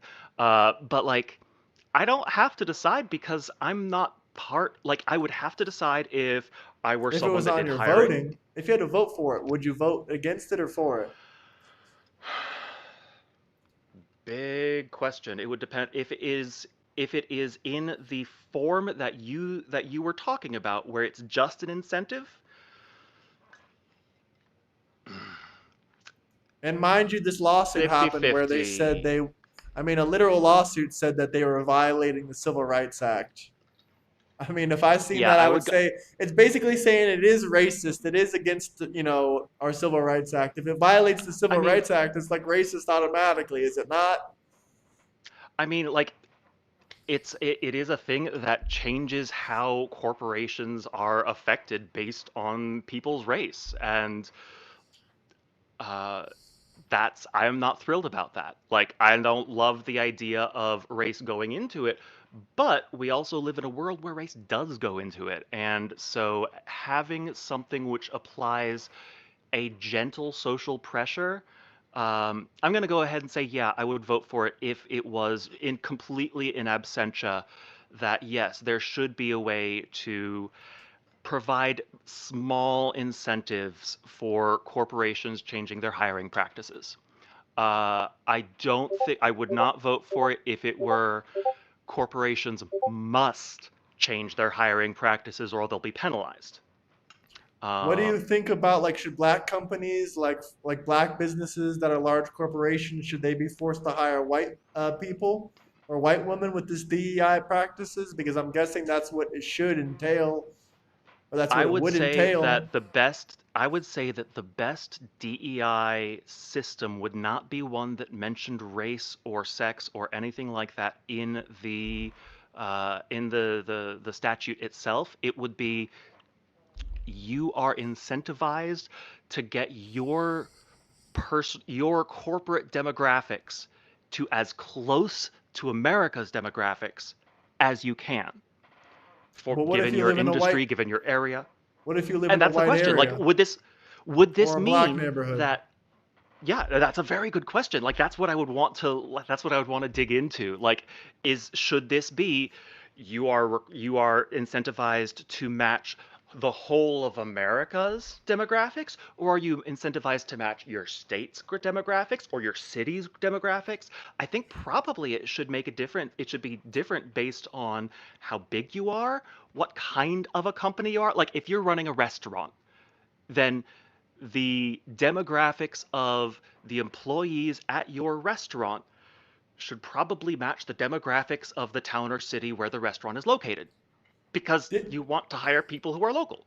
but And I think Didn't that Martin Luther King fight really hard to pass the Civil Acts Bill of 1964? I mean, I think he worked really hard, and a lot of other people worked mhm, really hard. I mean, don't yeah, you think Martin Luther King was against racism and sexism and all that stuff? Would you say the Civil Rights Act was a good thing that he passed? I haven't actually looked at the Civil Rights Act, so I don't know what's in the contents, but I'll read it to you. The Civil Rights Act please, of thank you. 1964 is a landmark U.S. sign by President Lyndon B. Johnson. It outlaws discrimination based on race, color, religion, sex, or national origin. Do you think that was a I like good thing that. or a bad thing? I like that. I like a simple anti-discrimination statute is fantastic. It ended Uh, segregation, by the way, in public places and public Oh, yeah, workplaces. and that's one of the biggest reasons why. Yeah, so having something which DEI is discriminates, directly against that, though. If you're saying to hire people based on mm, demographics, that goes against the not Civil Rights Act. necessarily, and that goes so in terms of hiring, the Equal Rights Act didn't affect hiring practices. It just said you're not allowed to make restrictions based on race or any of these other qualities. And that's where I'm getting the difference between an incentive versus a regulation. Like a regulation is something where you can't do this thing otherwise you get a penalty applied to you, and it could be a really really bad penalty. And um, I think that the anything that has the concept of regulation and penalty should only be you are required to be, colorblind, sex blind. You are required to not take things Well, into that's what the account. Civil Rights I Act was think that about. yes, and the So you question disagree of with the like Civil equal. Rights Act then? No, the Civil Rights Act was great. Yeah, the Civil Rights Act is you're not allowed to, uh, we're setting a hard boundary. You're not allowed to say You're not only allowed to blacks, only discriminate based whites. on race, color, religion, sex, or race. And if you have any hiring Right. practices that discriminate, or That doesn't necessarily apply to if hiring. if So the there's it question does is, it what applies to is everything. discrimination? So the question, The question is, what is yeah, discrimination? I'll give you an example. yes, If you thank you. hire No, only no, no, no, black not people like, and women because it's an incentive, you get money, so you're discriminating for an incentive for a financial gain based on and race, color, religion, or that's why sex. I want to have it be an incentive that's based on matching demographics, not an incentive based on hiring disadvantaged people. I want to see something where it's if you manage to like if you are in a town which is 90% black and 10% white, and you have a restaurant that has 20 employees between front of house, back of house, all of that, then you would expect to find 2 of those employees be white and 18 of those employees be black. Yeah, but you And can't if the incentivize that. That would be, once Sure again, you if you can, incentivize, well, that would be against the Civil Rights Act. You can't but it's discriminate not based on discrimination. race. It is. It's But it's not incentivizing. discrimination because You it's won't hire white incentivizing. It's not people discriminating. when you Sure they won't. will. They have to. If you They hire have to if this, they if you want to get hire, that. yeah, but if you're hiring mostly If you're the black, minority, if you're in the minority, then they are incentivized to hire you. If you are the white minority in a black neighborhood, they are incentivized to hire white people which is a because form they're of tough to discrimination, find. which is a, Hmm. also a form of And discrimination. sure, but it's a discrimination that isn't statuted towards or against any group. It just It is says white people, black people. It doesn't have to. It no. can be any group, black, white, whatever. Though, That's though, like discrimination. That's against the Civil Rights Act.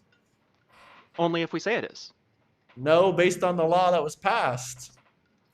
If Sure, that and was we the can pass more case, laws. then I mean the whole Like reason this. laws can be changed. So you want to change And Martin Luther King's Civil Rights Act that he fought so hard for, that he went to jail we for already multiple have. times, that he got No, assassinated no, for. no, no. Like we How have we already changed have it? done that How have we changed it? because we've said that having incentives for hiring practices doesn't conflict with it, and because they're both laws, and because they're both laws passed by Congress, you can just have that exception written in. You can So just say, basically, all right, change yeah, the that's a law. law. This is a law. Maybe So they should. change Maybe the they Civil should change the Rights law. Act. So They don't need to. this was originally made to stop. This was like literally made to stop racism, and if we get rid of it, that means people can also hire all white people if they want to, based on the color of their skin, and they can say it right to your face. They can say, "Oh, we're hiring all white people because that's who we like to work with." I mean, that would be. But if a black business did that and said we're hiring all black people because this is mostly a black neighborhood, we'll hire 2 white people because it's 97% black, you But would they're be not fine with saying, that. but we're not, but they're not saying that we only hire white people. We only hire black people. That's the discrimination. That's the Yeah. thing that you said, which is the discrimination. Yeah, It is that's what the I'm saying. we You want will to get only rid of the law. That's what, if we got rid of no it, that's what they would be able to do. because because in terms of incentivization, they aren't incentivized to say we will only do this, partly because that's against the law. And that's where the discrimination is. The discrimination that the Equal Rights Act was talking about was where a company says this citizen may not do this thing, where they make that statement, where they say these people may not do the thing. That's different from, yeah, they're kind of only hiring these people. We That's haven't also lived. You and discrimination. I haven't. It's not. That's not the same If type of if we say, discrimination. it doesn't matter if it's the same It type. is. Yeah, I agree. One's Yes, it worse, is. but they're both discrimination. It's both against the Sure. law. Sure. And and also, some killing is bad. Some killing is not bad. Because we've Self-defense decided that some is killing is not bad. self-defense. Are you talking about killing or murder? Oh, I was talking about capital punishment. You're And talking about we've capital decided that that's punishment. okay. What We've capital? Well, decided that that's okay in some places. no, it's, well, yeah, in some And places. that's a case of there are some times when killing a human is acceptable to a society. And at least It's parts of our acceptable if someone society breaks have into my house. If someone kicks in my door right now and they end up, they're dead, then and that's some acceptable as well. and some parts of our society believe that, and some parts of our society believe that killing a human is wrong in all cases. And Hold on, you have to give me a second. I think my headphones sure. gave out on me. Oh dear, yeah, no worries. Yeah, you're gonna have to give me a minute. Give me 1 second. I need to go to another room and grab my headphones, but you can keep talking with the chat.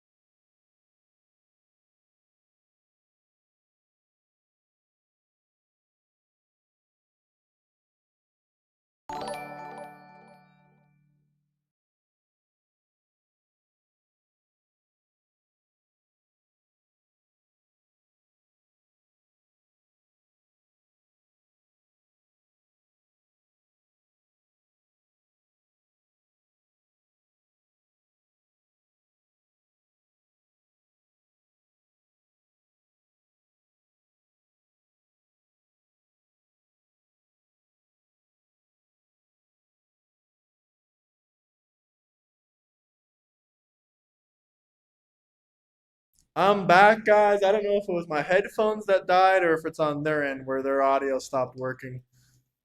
No clue. I'm gonna try to plug these in though and see if I can get it to work.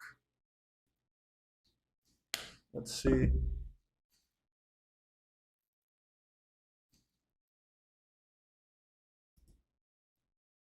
Let me see, guys.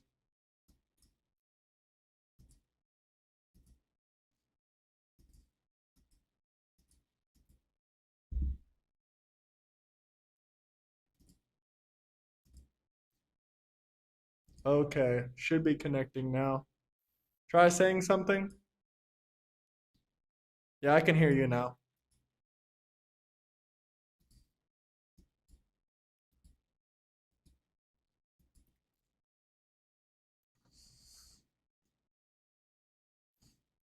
Okay, where were we? What were you saying?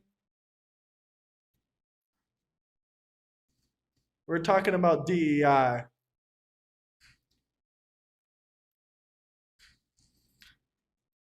Can someone remind me in the chat, maybe?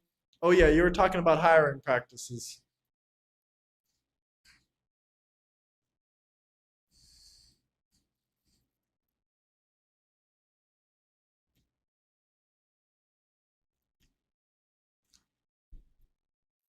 Yeah.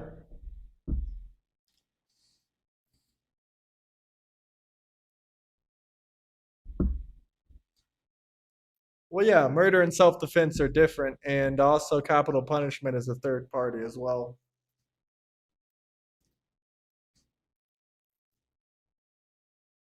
They said they can't hear you. Hold on, maybe it's on my side. I can hear you, but let me change my OBS settings really quickly. Maybe that'll change something. So be careful that they're not just Okay. trolling you. Well, some trustworthy people, they're saying muted, muted. Can you hear it now? Okay, yeah, it's hearing you now. Yeah. You're good. You're good. I can hear you All now. right. Awesome. It's coming Great. through. Great. Great.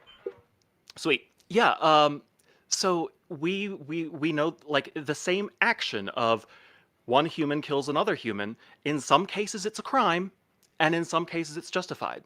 And similarly, the question of discrimination, it's like they all discrimination is we are making a different choice based on skin color, and ones where the people say no, you may not do this, no coloreds, Irish need not apply, Yeah, things that are, yeah, or it's no like Irish need basically apply. There that's the we go, same Nina. thing to me.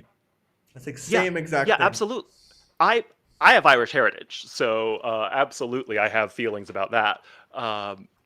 But yeah,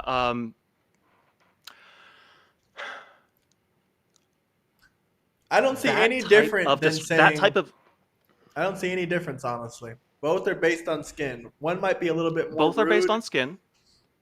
It's not just the rudeness. It is there's a difference between having something be understood and having something be stated.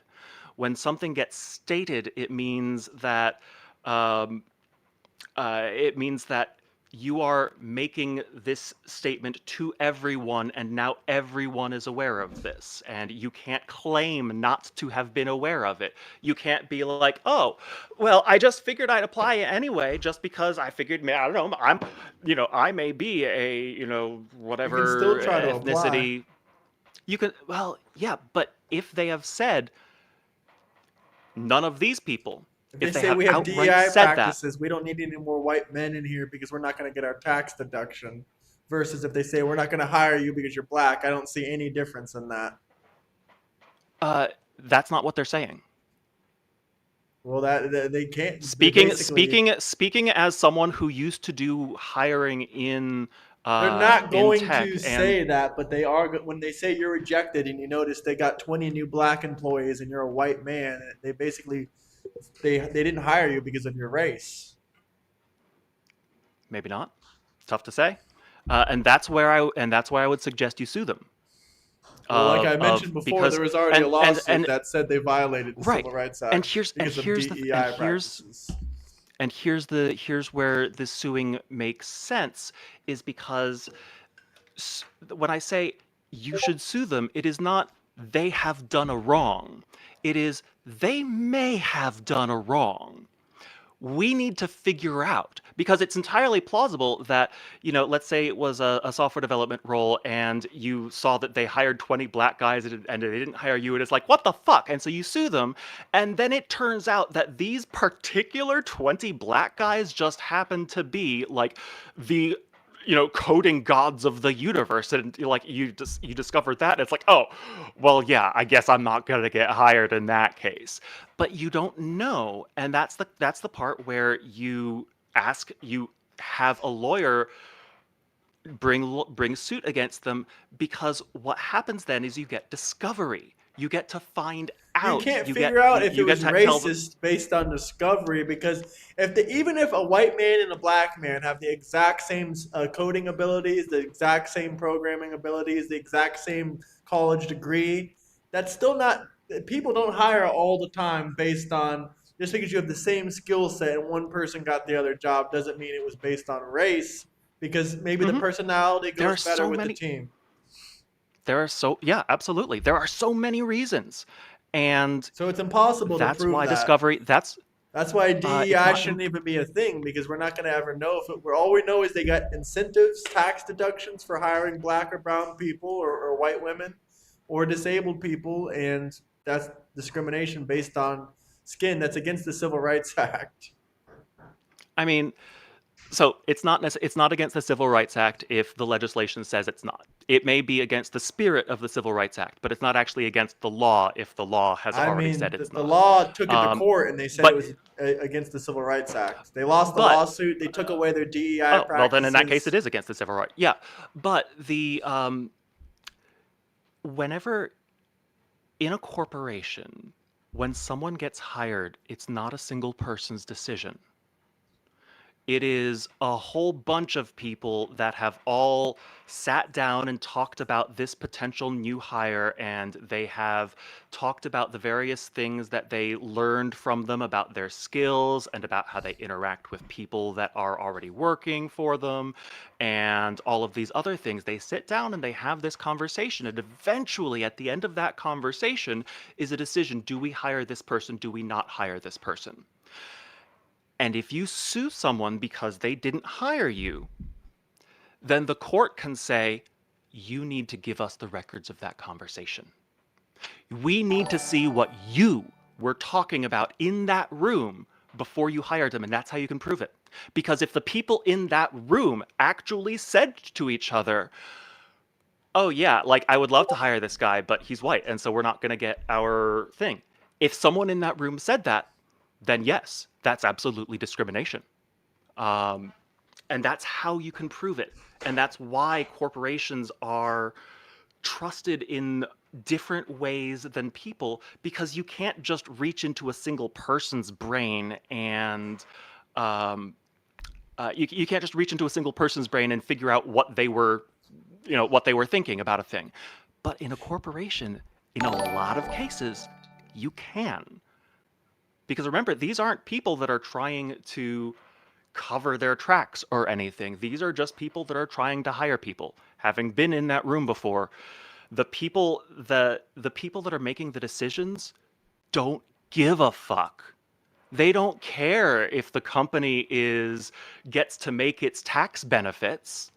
Like, maybe Some the companies company do, not says, all hey, companies, but a lot of companies do care about tax benefits, oh no, especially the company does absolutely, the but the hiring team people even act. cares, because the boss will keep them in their job or make them, raise their position, But whatever, that's whatever.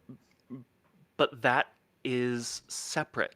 It is a like when the people that are in the room and making the hiring decision aren't the people that do the finance.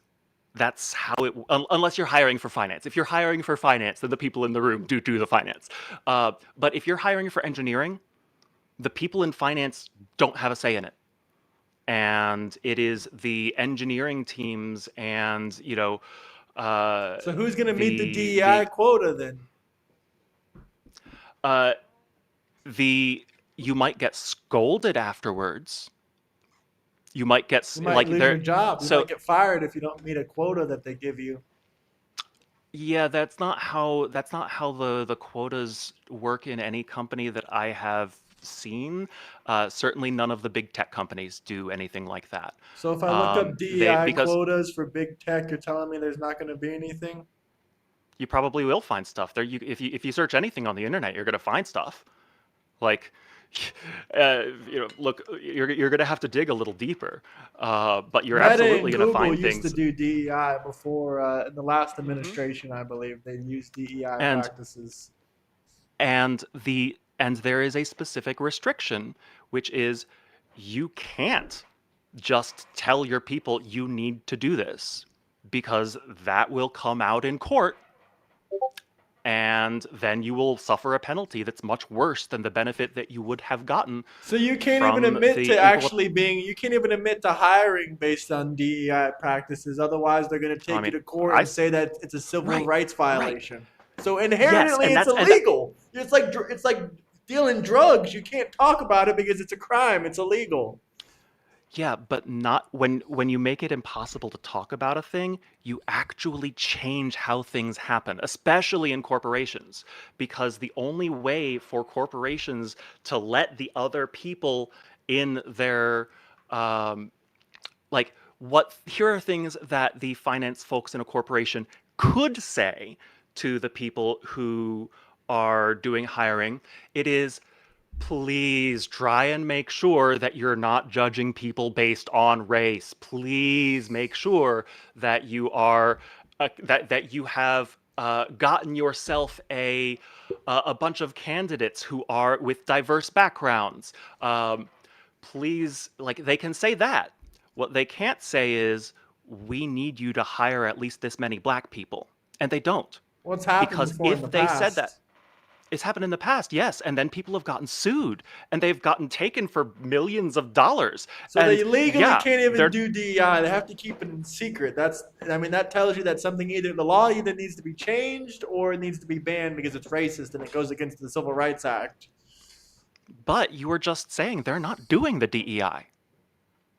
Like, if you're not doing the DEI, It's like then me being nothing racist. is It's like problem. me. It's like if I hate a specific race and then I don't tell anybody about it and just start hiring a bunch of people that I do like. But there's You're no allowed to do incentives that. for that. But if that's the exact same thing, unless it's like literally the same as As if you DEI, are if except you're a there's single incentives. if you are a singular employer, someone who is It's like being deciding on all racist of and your quiet, but there's incentives to Mhm. be racist and quiet. So Yeah, it's like the absolutely. same thing as being as And a racist employer, but instead you're going to be a racist employer. You're going to do it in quiet, and you're going to get tax reductions and money and all and that we stuff. listen, we don't discriminate against our racists. Like, we don't, like, you're allowed to be racist in America. You are allowed to hate certain races. A lot You of are people do allowed to, discriminate it, oh but yeah, a lot of it's people do allowed. discriminate against racists, but there is no law discriminating against being a racist. Would you encourage for there to be more? God, no. Okay, I okay, don't there we want a go. law that discriminates against being racist, because that's going to bring in the question of, you're not allowed to do racist actions. That's the law. You're What's a not allowed racist to action? do racist things. Violence towards a Uh, specific group? Calling someone a A bad slur, word, that's a yeah. racist action. Yeah, you're not allowed to make noises that are racist noises, because What's a if you racist make noises, noise? a slur would be I'm just using noises as a shorthand for anything that you do that If is someone making makes a a difference monkey in the world. sound, is that racist? I mean, if you say it to a black person, then probably, yeah, it is. But it's when It's a you slippery make it slope. so that people, it's not actually, because the oh damn it, give me a cue, please. You're good. You're good. You're What was I good. just? No, just what was You I were talking talking about? about slurs and racism, and you were saying that we Yes, shouldn't have. yes. Should we or not? Should we have more hate laws or hate crime laws, or should we not? How do you I don't feel? think we need more hate crime laws. Like, doing a hate crime is a law. Like, you're not allowed to do hate crimes is a law. I don't think it needs to be more specific than that. I don't think it should be more specific than that. I think that that's the question that the courts are supposed to answer is, was this thing a hate crime? And the way that they figure that out is, well, Were they yelling slurs? Then yeah, that was a hate crime. Did they just beat this guy up and take his money?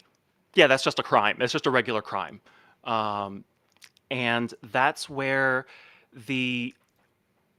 you are allowed to be racist, you're not allowed to do racist things, because we don't want other people learning the racisms. Like, we know that we've got racists. Like, we have a lot of people that grew up during times that were a lot more racist than now. And you can't just stop being a racist because someone told you it was bad. But you can stop doing racist things if someone tells you you're not allowed to. And this is the you can call me a dude if you want, Jeremy. That's fine. Sorry, I got distracted by a big blue thing in the thing. All right. You okay? Sorry, I need to get up for a second. No, you're good. You're good. Yeah. Sorry. This is the thing that my thing is here to warn me about. So I will be right back. What is that exactly? No, you're good. You're good. Yeah. This is a visible health monitor. I'll send the make visible. I think that's the URL for it. But yeah, I'll be right back. Okay. Is that a dude?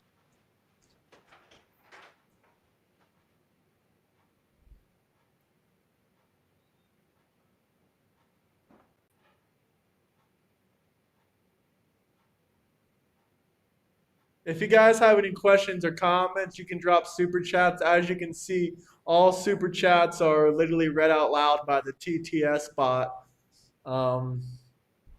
But get those likes way, way, way up, way, way up. What do y'all think about the TTS bot reading all the super chats? Chair debate? Oh, me versus the chair. Why are you purple? Why are you purple? Is that a purple or is that a gray? No, I don't know. I can't debate the chair.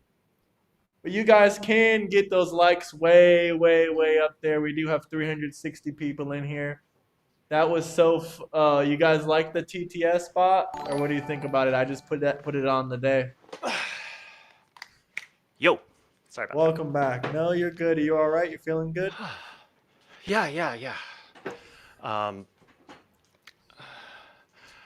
I'm not going to be able to go for too much longer, but we're also coming up around the end of the time anyway, so I'm not going to... I wanted to ask your question, how you feel about Massachusetts' newest law as far as being able to abort the baby up to the day of the birth. How do you feel about that? Wow. I don't know if you're pro-choice. Up to day of birth? Yeah, there's no restrictions. God damn. There's 0 restrictions. Actually, there's no abortion restrictions in 9 states. So you can abort at 8 months, 9 months, the day before the birth. Obviously, it has to be done, but a doctor has to be willing to do it. But well, I should expect so. Yeah, no, it's not a law that I would have passed, that's for sure. But I'm not a woman. I don't have a uterus. I'm never gonna have to get an abortion, so I don't care. I let other people argue about that. Okay, fair enough. Fair enough. I'll ask for me other topics. Then go ahead. Yep. Yeah, for me, like. Sometimes we decide that killings are okay. An abortion is a killing. We've decided that, some of us decide that that's okay, and some of us don't. Capital punishment is a capital punishment, and self-defense is self-defense. Mm-hmm. And we don't just those kill, are we don't those kill are two people types that do nothing. We don't kill people those that are do two, nothing. I mean, like, yeah, that is the that's the standard that we've set. But you do in a lot of recognize things. it as killing, then, so that does mean you recognize abortion as murder. I don't say murder because murder is different, as we've discussed. Murder and self-defense and capital punishment are different. So how is I'm not sure why abortion. How is aborting your baby capital punishment, or how is that self-defense? A baby can't attack you to begin with. Why would you think that those are the only 3 categories? Well, what other categories are there? Abortion. So that's just Why murder. can't that be its own category?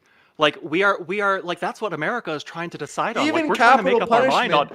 capital punishment is self-defense too, but it's just the person didn't get their get But back. and yet some people in America think that capital punishment is awful and should be considered murder. Some people call, capital punishment. Some people call executions murders. And some people call abortions murders. They're technically not because they're not in the murder laws. It's a murder if it's in the murder laws, but it is a killing. It's only a murder if you kill a woman. If you shoot a pregnant woman, then you get a double homicide. So in some kind of way, it is in the laws, but they just. And even in some states, you can be charged with murder if you abort your baby, at a certain time or where it's banned. So it is in the laws in some regard. And laws don't always determine and so morality. So the law recognizes that there is a separate category here of the killing of a yet unborn fetus, and I'm okay with our country deciding that that's a separate category that needs to get separately regulated, just like I'm okay with our country deciding that capital punishment is something that exists separately from murder or self-defense or anything like that. I'm okay with our country making whatever decision that it wants to make. Again, it doesn't affect me personally because no uterus. Well, good point. So I will ask you some wacky questions now. What do you think of, please. I love the wacky questions. What do you think of what's her name? Try to remember. You remember the AOC? transgender? No, not AOC. The transgender that was running in Maine. They weren't a serious candidate, but they were part of the DSA as well. Maybe someone can remind me, and I can look it up real quick. I don't want to say their name. Do who kiss? Sorry, I happen to occasionally see random lines in chat, and I'm I saw that. What a weird question. No, Ashley Webb. Oh, wow, Ashley Webb. Are you familiar with Ashley Webb? No, I'm afraid not. Ashley Webb is a political I haven't really been candidate. following. I haven't really been following election for- politics. Well, they're not running. I think they lost already. They dropped out. But Ashley Webb was a political candidate and a transgender individual. And a direct quote from Ashley Webb is that Ashley gets her period through her ass, through her anus. Wow. So you don't think that's possible? You're crapping on the transgender ideology now? Well, I'm not trans. I used to call myself trans back in the day, but I'm not trans. No, I didn't. You can identify how you want. I don't know how to refer to you as you want to be non-binary, trans, whatever. Call me whatever you want. Okay, so you don't care about labels then, but you used to be trans. That's your opinion. Yeah. Well, I used to call myself trans. I used to call myself trans because I thought I was, and then I met some trans folk who told me about what dysphoria is actually like. So you don't. If someone asks you if you're a man or a woman, what do you tell them then? If your definition of man and woman is based on genitals, I'm a man, or based on how you were born, I'm a man. If your definition of man versus woman is... What if I believe gender is a spectrum and you can do whatever you... it's a spectrum, you can be whatever you want. If you want to call me a woman, sure. If you want to call me non-binary, sure. I was doing that for quite a while. That was the most recent thing I did, was before I decided that it was all just dumb and I didn't actually care. I was calling myself non-binary for a while, and I was having people use they and them for me, and whatever. What if you go out in public? What restroom do you use? I'm curious now, for obvious reasons. I try not to. I generally use the women's restroom because I'm in a state where it's allowed, and I generally get hassled less. It took me a while to learn. It's very interesting. There are different bathroom etiquette in men's versus women's bathrooms. The biggest one in the men's bathroom: never make eye contact, ever. In the women's bathroom, always make eye contact. It's weird. But it's one of those things that from having gone through this whole experience from... Gender fluid. I left that in the shower. I knew I left my gender fluid somewhere. Thank you. Oh, yeah, gender fluid left that in the shower. I need to get my gender fluid changed. Yeah, no, it's I feel really one of the things that I have some information that most people just don't have and can't get anymore, which is I know how uninformed Americans react when they see someone that looks like a trans person.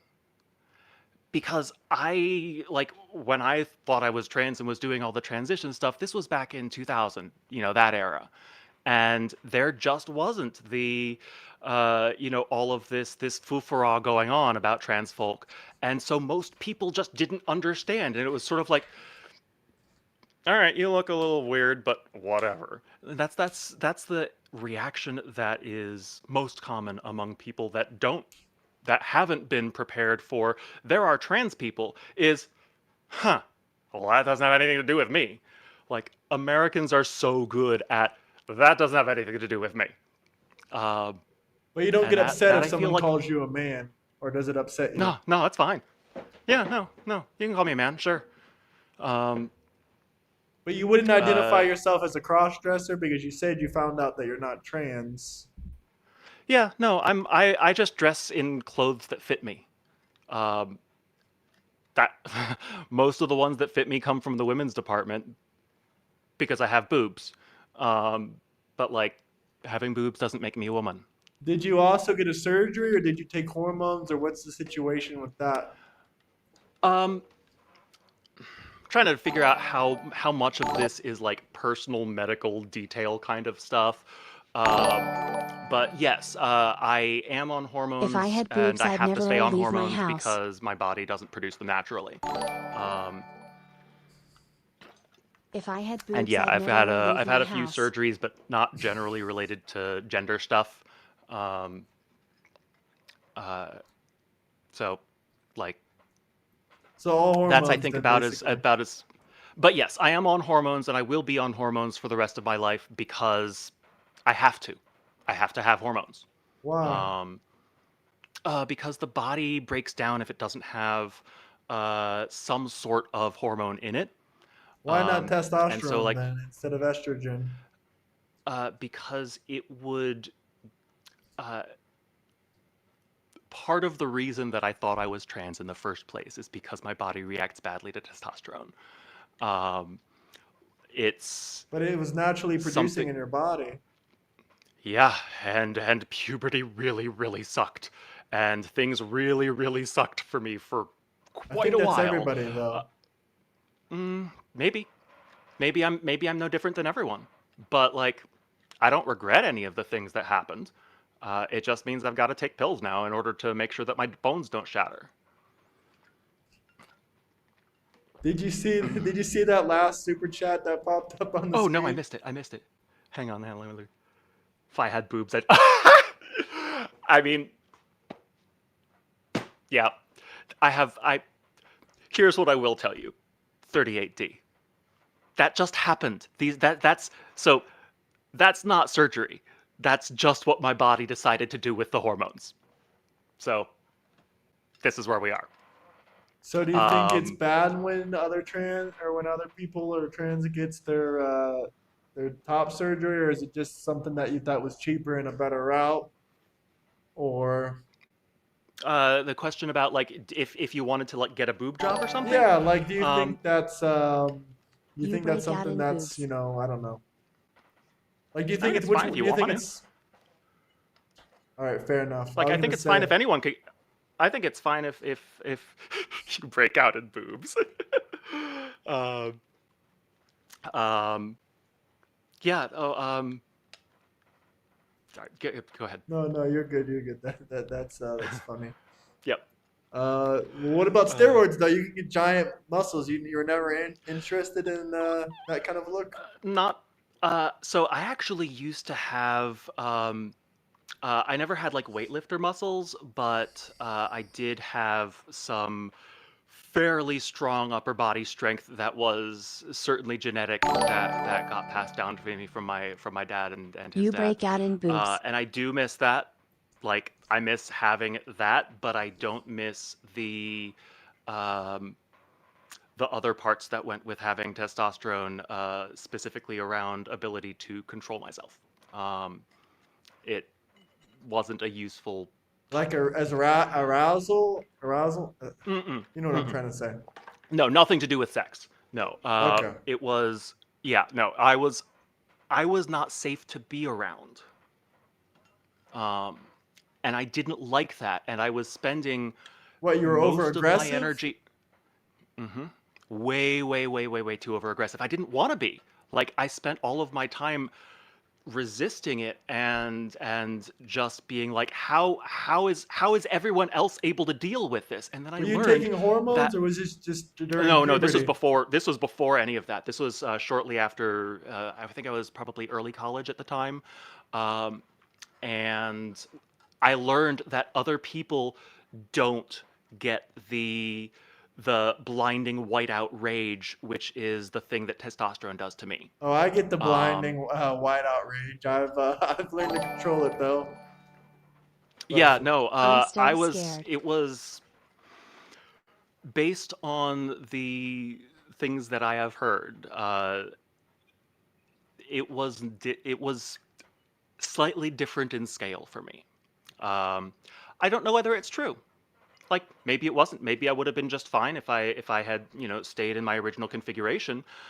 But I don't mind the new configuration. Like yeah, I got to take some pills now, but this configuration is fine. I can still be a software engineer. I can still do all of the various other things. Um, yeah. I'm still scared. the super chat. I'm still scared. What are you scared about? Also, did you? What was I gonna say? That completely threw off track. Mm. Oh shit! What was I gonna say? Fuck, I can't remember now. Oh no, it's catching. I'm sorry, I didn't mean to give you my long COVID. You're long COVID. Oh, someone in the comment I'm section pretty. says, "Do you believe in God?" That's, I guess, a question from them. Um, I think that there probably is something beyond the this world.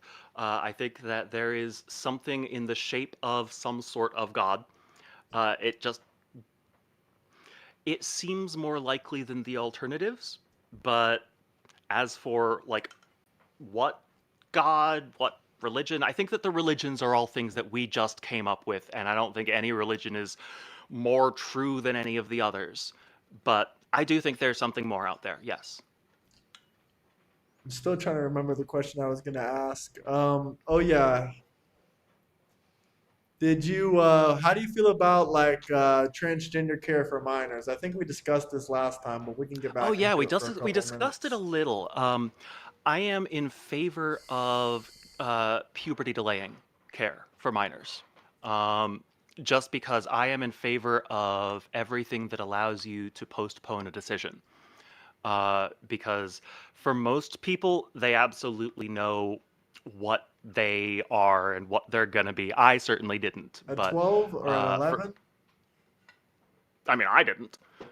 You don't even But know I know what that you there are want to some be when people you who are. grow up. Most kids don't even Yeah, know what but they want to, what kind of job they want to do when they grow up. So, I mean, see, how are I they going didn't to know decide that. what kind I of knew that I gender? was I knew that I was going to be a computer programmer from the time I was in kindergarten, and then I grew up and became a computer programmer. So yeah, at that point, when I was 5 years old, I did know what I want to be when I grew up. It wasn't man, woman. It was computer programmer, and that's what I became. And I had the freedom to make that decision. And I had the freedom to make a decision that would make it a lot easier for me to exist in public society without having to fight my body all the time. And I think that everyone should have the freedom to make those decisions. I I remember the think that question I was America going to is say. about freedom. Yeah, I remember now. You don't have to share anything please. personal if you don't want to, but I do ask Hmm. all the trans people and all the Yeah, yeah, yeah, people I know that are have gone through something yeah, similar. yep. Because I noticed a lot of them. Obviously, I don't know your story that much, but I do Hmm. notice a lot of them have childhood traumas and experiences that pushed them. Like I know one of my friends, Christina, transitioned male to female, and they were molested when they were like 8 or 9 years old. And there's other Mm, scenarios where people have maybe not molested, but other kinds of abuse.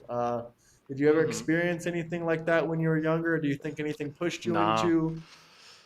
Nah, it was, if anything, it was. Oh, sorry, I need to not focus my. I need to remember the mics there. No, no, I had a fantastic childhood. Like my parents are upper middle class.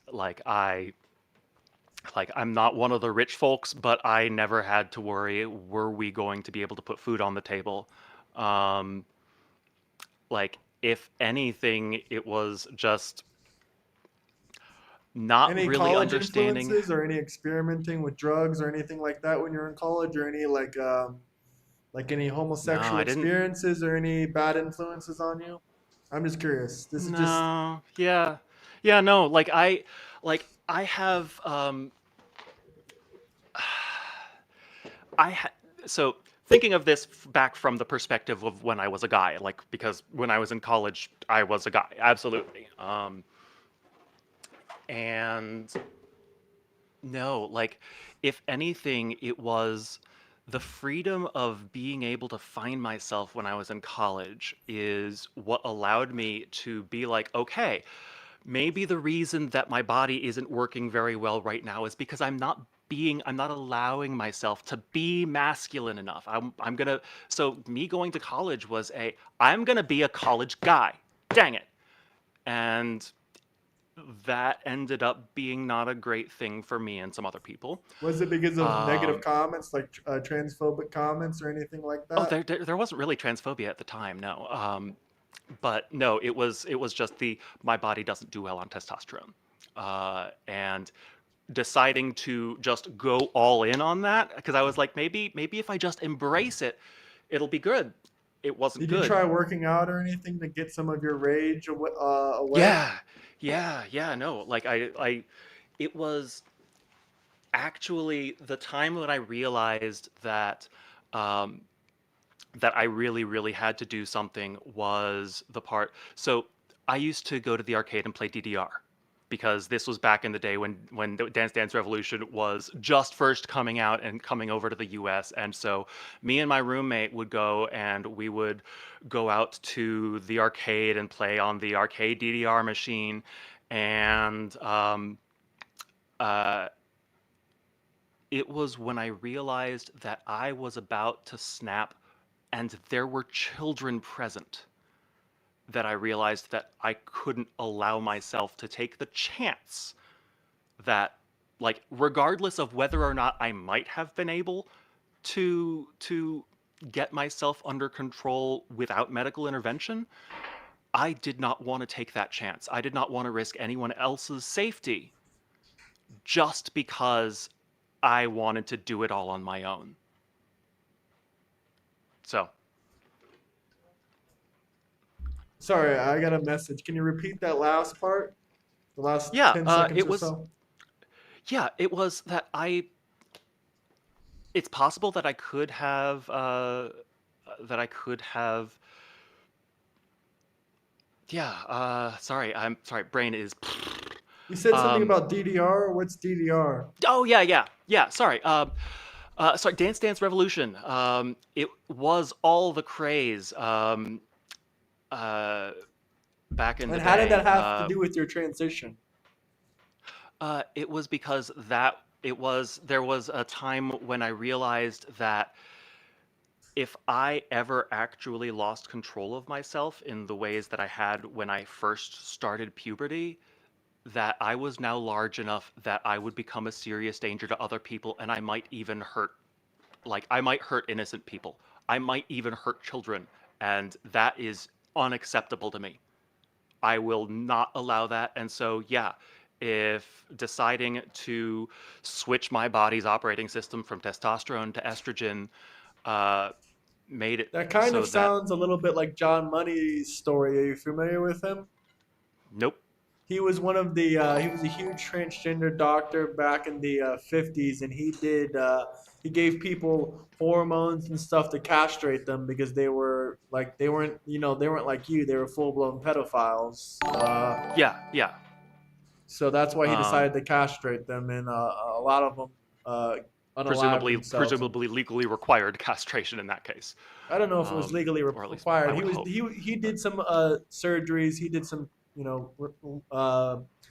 how do I say it, wiener removal surgeries and whatnot. I don't think he was the first guy to do it, but he was a major innovator in the transgender space. But he obviously wasn't doing it for transitioning people. He was doing it more to keep Thank you, Florida. harmful people off the street.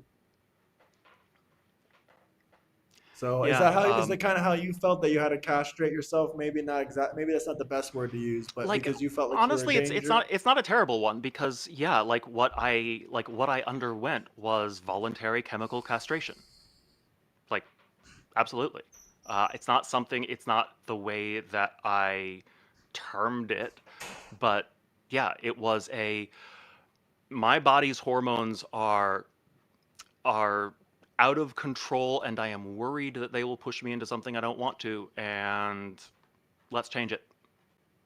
And if I had discovered that on estrogen I still had those same kinds of problems, then I would have been like, okay, well, this didn't work either. So who But told you? Did it, you come up with this your own idea that would make you less aggressive? so it was part of me trying to figure out who I was, because part of the being autistic thing, the really trying to define myself, um, and it was something that I looked at as a gender thing, because I was like, okay, being a guy sucks was what I thought at the time. Let's try being a girl, is how I thought of it, and my my discovery was that, yeah, when I switched from testosterone to estrogen, it became so much easier to control myself. I became so much better at understanding what people were saying and so much better at controlling um, how I react to things. And for me, it has been nothing but a godsend. So yeah, I don't have any desire to go back to testosterone. How And did it work back like, in the early 2000s? Was it an easy process or was it not so oh easy? yeah, no, Because all sorts of gatekeeping. did you have to get The hormones most illegally initially, or well, no, no? no. So a number of my friends did the black market route, but no, I did the going and speaking to an endocrinologist in the next city over, because that was the only one around, and they had me taking horse piss pills for a while. Do you know What the about this, hell by is the way, that? Premarin? No, I don't know Okay. what that is. Okay, so this is the way that we used to do hormones. There was a drug called Premarin, and that's a type of estrogen. Now, the reason that it's called Premarin, Premarin, is because you make it from pregnant mare's urine. So Premarin. is a mare a female horse? Yep, yeah. So female horse hormone, female pregnant horse hormones was the official way to do it back when I started. Um, it was, yeah. I am still just so amused by Was the it story just and the as name of effective? that. Was it as effective as what you take now, or was it completely different? I mean, I have like I know a Is it lot of safe for trans folks are humans? I like, guess they gave it to you, right? yeah, it's just a molecule. Like like estrogen itself is just a molecule. Like testosterone is just a molecule, and it's basically the same for at least all mammals. Um, I don't know any of the actual biochemical stuff because I never cared enough. Like, I've what I hear is that Premarin is not. It has there are reasons that they don't use it anymore. Um, but I don't actually know what the reasons are because I don't But care. as far as the hormones for the children, though, you can't go back into puberty once you're 25 years old. So eventually it becomes Yeah, irreversible, right? yeah, and like that. I mean, what happened to me was I had an irreversible male puberty, and I decided that I would collect the set, and so I had a female puberty after that. Um, and anyone who's had both a female and a male puberty is probably going to look roughly like this, with vaguely uncertain features. Now, how can you have because a female puberty? Puberty is not just taking hormones. There's a lot more to it. it's a figure of speech. A lot of trans folk call the transition second puberty. The reason is because it's slightly different in terms of nature, but it's still got all of the my body's changing and it kind of hurts weirdly and I'm having trouble adjusting to things, and that part of it does share in common with biological puberty. But yeah, But it's my initial called point was a when you block puberty and you block puberty, say you're, I don't know, 16, and you start taking puberty blockers. By the time you're 20 or little bit 21 late years at that old, point. well, okay, we'll say 14, 13 or 14. Yeah. If Yeah. you start taking puberty blockers at 13 or 14, and then at 20 you decide you want to be a man, it's kind of too late for you to go back into puberty. You're not going to have the full It's not. experience. It's not actually. If you take hormones, you're not going to Because see the same effects for your genitals. Your genitals are still probably going to be It- shrunken as a man. you don't even need to take hormones because your body will do whatever it needs to. It's There have been a number of studies on, if you take puberty blockers, it's not that the hormones aren't in your body. It's not that your body isn't getting, producing, Yeah, but when your for brain someone like me. develops, your brain still ages, and once your brain ages to a certain point, it's going to say, okay, now you're too old to go into puberty. No, it doesn't. You're gonna have different effects on, You're not going to have the full brain-wise. puberty effect. You're not gonna have the same effects. But I think that it is reasonable. But it's not a. There aren't any. To my knowledge, and again, I'm not super up on trans medicine or anything, but to my knowledge, people who've gone through, hormone blockers and then into standard biological puberty have developed the same way as people that went through puberty earlier. There isn't actually a detectable difference between people who go through puberty at age 13 or 12 or 11 and people who go through puberty at 18. And I think that 18 is where you would go, because 18 is the point where you're not a minor anymore. And that's the point where, if you have decided that what you are is trans, that's the point when you are legally allowed to start actually taking hormones. And that's going to tell you better than anything else if the gender that you have settled on is a good one for you. Yeah, but Because isn't there some kind of difference? the mental and emotional Go ahead. the mental and emotional effects are the strongest ones at first. And so, there is a very easy, the way I feel is better, the way I feel is worse, before any of the physical changes happen. And by taking those mental changes, by taking them out of the context of, I'm 12 and 13 and I am still trying to figure out how friends work and I'm still trying to figure out how to be an adult, it means that you are better placed to make that decision of what gender actually works well for me at the age of 18 than you would have been at the age of 13. And at the age of 18, if you decide, I want to take hormones and be the other sex, and you do that for a while and you develop your whatever, and then you later discover, I really shouldn't have done that. I really should have done the other thing. Well, you're an adult. You can make your own decisions. You can get a piercing and decide that it was a bad idea. You can, you have the option to decide to take drugs, and if you want at that point. Yeah, And I don't think anyone should be able to take hormones, though, until they're 18, or puberty blockers, because what if their parents convince them? What if their friends convince them? And like you said, they might still go through puberty, but they're not going to get the same effects as they would if they were but they 13 or 14. Right, no, they are. So You said they're not going to get the same effects. I'm sorry. You said they're going to You're get right. some of the effects, but not all the same effects. So I don't know about the actual physical changes type effects, but parents have to make decisions for their children when they're growing up. And some of those decisions are going to be bad calls. Yeah, but I don't want to take those decisions out of the parents' hands. They normally don't make life. They don't do life-altering drugs or hormones unless it's a life. Unless it's a life change. Unless it's a life-threatening condition. What do you think a vaccine is? Yeah, but that's not a permanent decision. That's not something gets to make that decision of Guess whether Yeah, their but there's- child will be Utah did. vaccinated. And that's something that will stay with them for the rest of their life.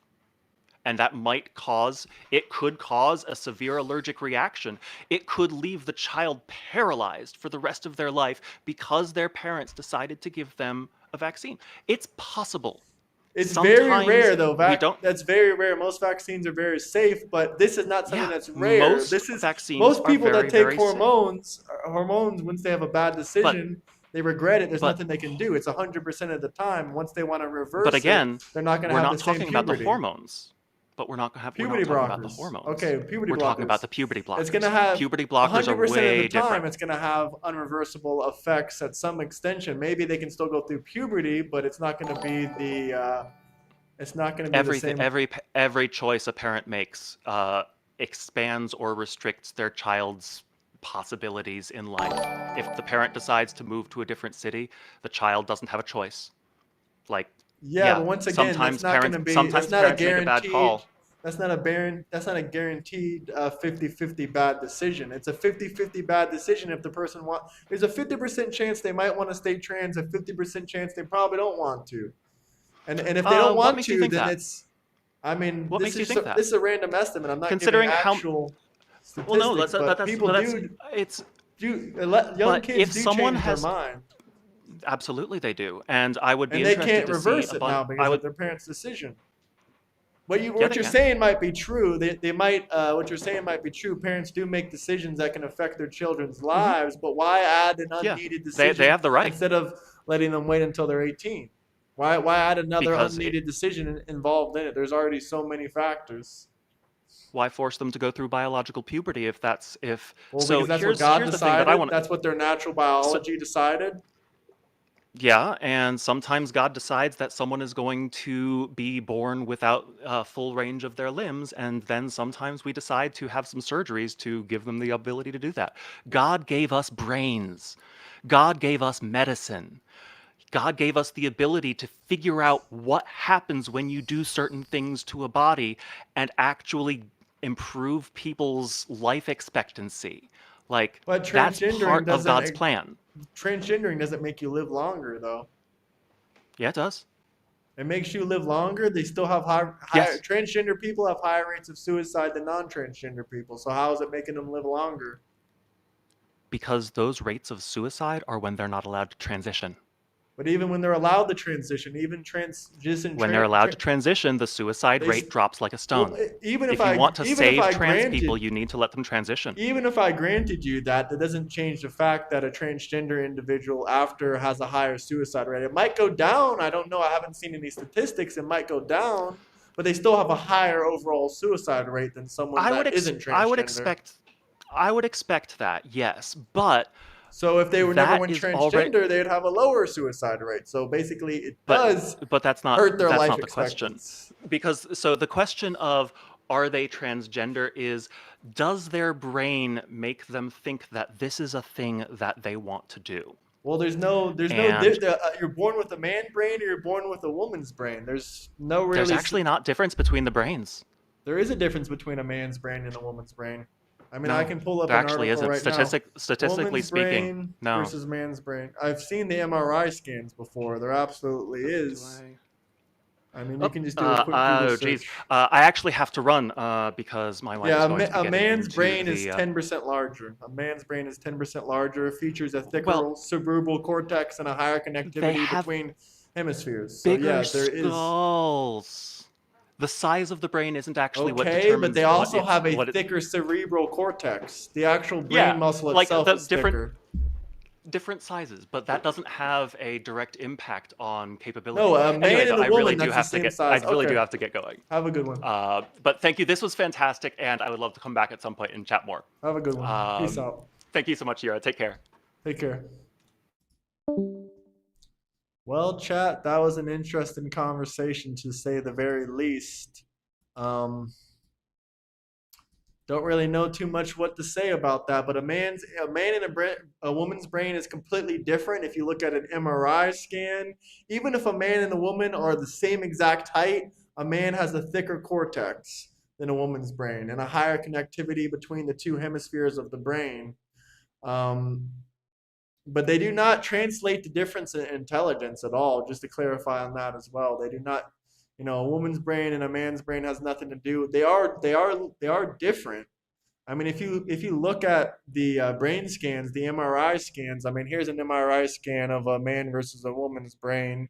I mean, you can see the connectivity is a lot different. The man's brain is the blue one. He has more connectivity throughout his brain, and a woman mostly has her connectivity in the front of the brain, the frontal cortex, which is the decision making. So as far as that goes, I don't really know what to say too much on that, but it's completely irrelevant. So there is a scientific proven thing that a man's brain and a woman's brain is different. So, and it's not just based on the size of it's not just based on the physical size of the person. You can Google this yourself if you want to see better MRI images. But yes, there is a physical difference between a man and a woman's brain. But we will continue watching the rest of this like we were watching before, guys. But make sure you get those likes way, way up there. We can get to 300. No. Urban, you crack me up. I think it's important, though, to recognize that a man and a woman have different brains. This is going to look Aaron from every place. Also, who the hell is doing the freaking audio? Sometimes I think these people should be fired. And again, this is going to be used for a lot of different celebrations, a lot of different big meetings where, as an example, President Xi is coming in a little while, a couple of weeks. And we didn't plan to have this done, but it's gone so well. I delayed them a week with the lift, but that's okay. That was a good delay. That was a very good delay. But President Xi is coming. Other heads of state will come, and we can do this all outside. Nice weather like today. And this was not a scheduled press conference, but I thought it's so good what we're doing. People should see, because the White House was in terrible condition. Some of these men worked on the facade of the White House, along with the Department of Interior, Doug Burgum, who's been fantastic. But they worked on the facade of the White House.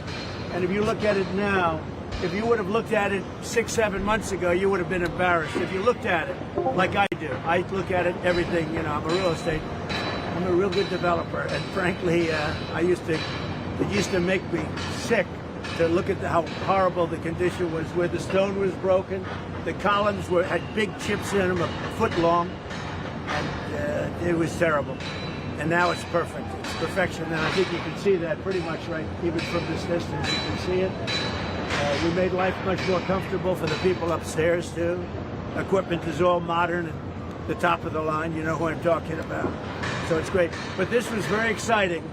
And interestingly, I received zero criticism. It was shocking, because I'm used to criticism. But then after we open, I always get praise. A lot of times. Praise. I mean, it's going to look fantastic, this White House. When Trump leaves the White House, it's going to be the best condition the White House has been in 100 years, probably, if not all of history. Sometimes they get criticism, and then when they see the final product, they say, that was great. This will be the greatest military complex / ballroom anywhere in the world. There won't be anything like it. When I was in China, they have the great room. They have a room that's phenomenal. And I'm not going to. By the way, this was today. If anyone was wondering if this was like old or anything like that, no, this is today. This was earlier today, but we didn't get finished watching with it. So, arguments with anybody, but this beats everything. There's nothing like this anywhere in the world, and they've wanted the. Instead of debate me, can you change it to join the Discord to debate me? Join the Discord to debate me. I can't change it right now, but I'll change it on the next stream, and I'll do some adjustments with the TTS. But bro, J Money, some of those TTSs were so funny. They were so funny, I can't even lie. The fact that every single super chat gets read out by a bot now is hilarious. And you Democrats ain't even smart enough to figure out that you can use the TTS to troll me. Thank God for that. Y'all ain't catching on to the game. Ballroom aspect of it for 150 years. They've wanted the military aspect. I would say it started about 75 years ago. And you can't go under this building because it's fragile, but you can go under new construction. That's when the generals came to see me, and the military's been incredible. And we hated to have to reveal some of the things that we revealed. But I said to this fake National Trust, it's a fake. Once again, how is there racism? Look at all these brown men that Trump hired. I mean, we got a couple white boys. It's like 50-50. We got the we got the white boys right here on this side, and we got the brown boys over here. But I said to Thank you, J Money. Thank you. That shit was hilarious. Democrats are broke. They can't even drop super chats to troll. Even though we got a literal TTS bot that force reads every single super chat. I can't even ignore the super chats anymore because the bot reads it. them, if you sue, they're going to learn things about that building that frankly they shouldn't know. But they sued anyway because they don't give a damn about the country. And that's going to be one of the greatest structures. They were saying there's more rebar in that building than in the stadium that I think you guys are already building. Is that right? There's an extreme amount of rebar in this one, more than we would need a lot of holes. Well, it's for strength. Exactly. It's never too much. Yes, sir. It can take about anything in terms of the power and the strength. I was explaining about the stone outside, 25 to 35,000 pounds per square inch, and there's no concrete you could, no matter what. Concrete, you get a really powerful concrete, it's just a tiny fraction of that in terms of strength. So this is the real deal. They finally have their heliport. I guess it's started. I love our about immigrants. 50 I years. love immigrants. I've lived in 3 different countries for 3 years of my life.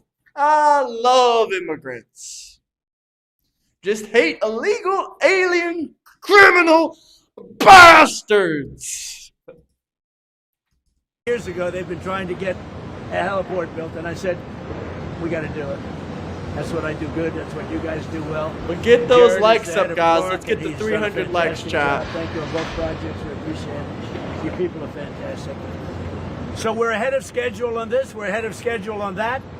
And we're ahead of schedule on just fixing the building. The building is, it's unbelievable what's taken place in a short period of time. This building was falling apart. It's falling apart. Like buying a building in New York City that's in bad shape and putting it back together. That's what I used to do. I did it better than anybody, I think. But that's what I did. You see the Palm Court, that was done by Jackie O. And it has... Illegals are actively breaking the law. Guys, I honestly like these white lightweight headphones a little bit better than the other ones. I'll flip between the two. Tiles, 1x1 tiles that were very old, but not that old. They were like 20 years old. They weren't all the way back. She put a better floor, but it broke.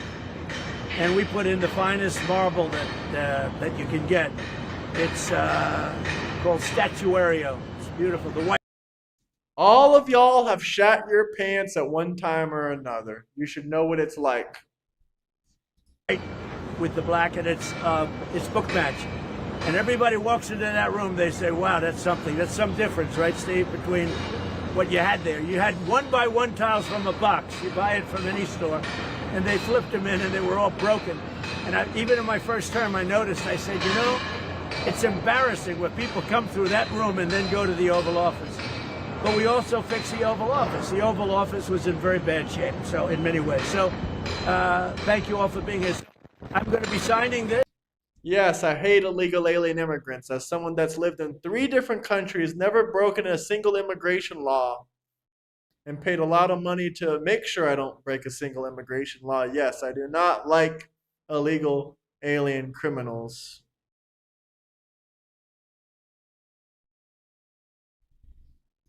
Do you want me to sign it over there? Tell me what to do. Okay. Good. Wow. Holy crap, this sounds bad. I want to see what this is, though. What is this majestic thing right here? What is this majestic thing? Get those likes up, guys. Get those likes up. Subscribe, too, if you haven't already.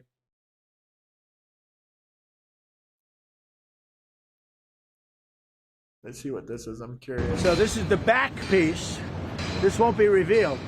This is the back of the eagle's head. This is the eagle exact of the, you look how fine. How it says Donald J. Trump in the back of the eagle. Dom Pepin. That super chat dude had me cracking up. Find that's cut. When you see it, you won't even believe it. And from the air, it looks so beautiful. But this is the back of the piece, and they flip it and they put it down. So nobody will see that unless in 400, 500 years they start taking it apart. So probably nobody will see it, I guess. Actually, I hope nobody ever sees it because there's only one reason they'd see it. But I think I'd like to sign it, and I'd like to have some of the main construction guys like yourself. Oh, he's gonna sign it. That's right. And some of your top guys sign it too. We can sign this whole piece. Then we're going to put the coins, these are special coins we had, and we're going to put the coins along with it. And we may put a couple facing up in some area where you have concrete that's wet. I don't know if you have any of those areas. I'm not sure that you Have do. some right there for us. But you could put one of these into the concrete facing up so people see it, because you're not going to find nicer. So they're going to take some of these coins, which are somewhat different.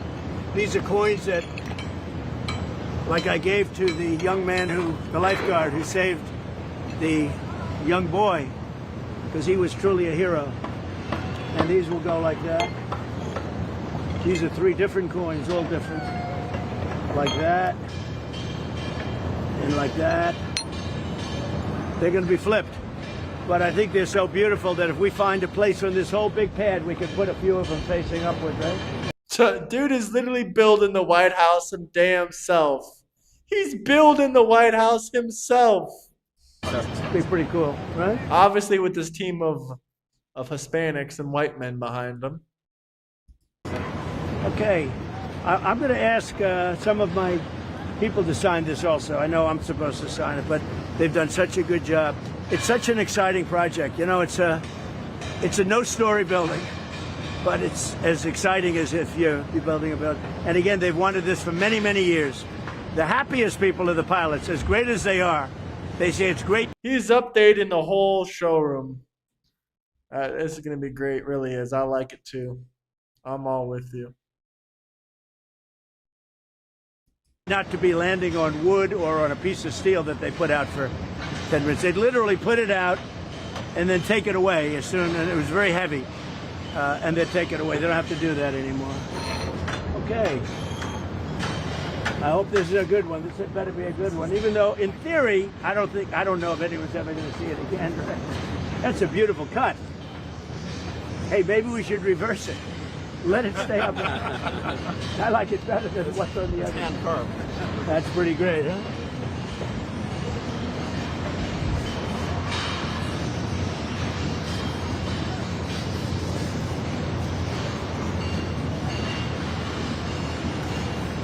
Oh, that's good. Wow, look at that signature, boys. Look at that signature. Man, that's a great signature. Looks pretty good.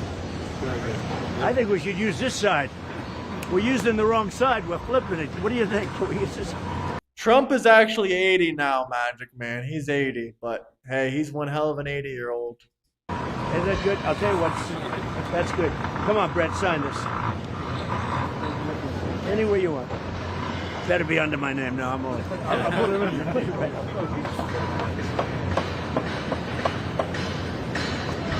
Nice. Talented guy. Jared, come on. Let's get that. Clark Construction, head of Clark.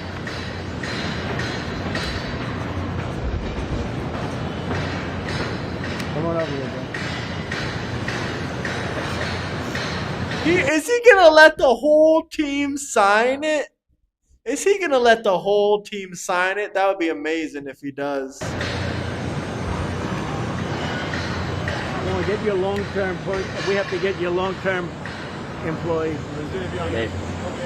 Come on, Dave. Get over here. Holy cow. How big is this guy? Is this guy Secret Service? He must be 7 feet tall.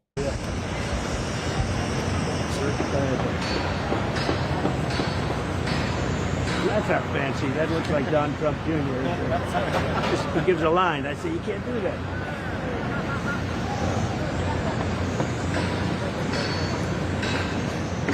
He's making fun of some of their signatures. Holy cow, that's funny. I'd like to have a couple of the guys in the military, where are they? What's the best? Come on over, get over. What a job you've done. Even though your work has been totally exposed now because of a stupid lawsuit. These are the military people. They've been unbelievable. Tell them that's the strongest structure I think ever put up. That structure is the most powerful because it's needed for bad purpose. It's really bad purpose. That's the secret giant. I mean, this dude is a good 2 feet taller than Donald Trump. He might actually be 8 freaking. He might be 8 foot tall. But if you look at that, those are called shear walls, and they're of the greatest strength. Look at the guy. Holy cow, that's one man. And the steel goes in, but that keeps all the steel from twisting and turning. Normally, you'd never use a thing like that, but for purposes of the drone port and everything else, we needed it. Come on over here, Todd. Get over here. You think you're going to get away? He's been finished. This guy's fantastic. Is Dale here? Dale's around. Huh? Okay, well, we'll do it later then. So, it's very exciting. Very exciting. And I think we'll be here for a long time. This will be here long after we're gone. No matter what happens with the world, this is not moving. This will take any kind of shot. But it's something we really needed badly for the helicopters. But we get a secondary use, and that's you can have some beautiful events here, including the greeting of people from foreign countries. They'll be very impressed. Right now, they're not impressed when they see coming in on asphalt, and they're not impressed. It's never very impressive. I'm going to be pretty impressed by it. They're going to go the opposite. And one of the reasons, by the way, for the last number of years, no tents have been used, because tents are very dangerous. Tents are made out of... A Democrat would never grow that tall on that diet. Yeah, no kidding. Guys, subscribe. Thank you for the subscription. Plastic or canvas, and they don't stop even the smallest of ammunition or bullets, not even the smallest. Ours will stop. You take AK-47s, you take the most powerful. Yeah, I could put an image of Trump for the image. Laughs at it. It laughs at it. I was saying to one of the military guys, how does it do with an AK-47? He goes, up, meaning it can take a lot, including drones. So I thought this would be a little different kind of a news conference, but I found out the guys were showing me this. We were going to sign this privately and just put it in. I said, this is something I think the press should see, and I hope you liked it. It's going to be finished. What do you think? What do you think, Jared? The week of the 21st before the state. Democrats could never grow that tall with the soy diet. Well, that would be great. If we did this by the 21st, he's coming the 20th. That'd be nice. Be nice. We're going to do the Trump dance meme. That's what we'll probably do. How am I going to kill your phone? Not imperative, but it would be very nice to have it done. It's pretty amazing to do it that quickly.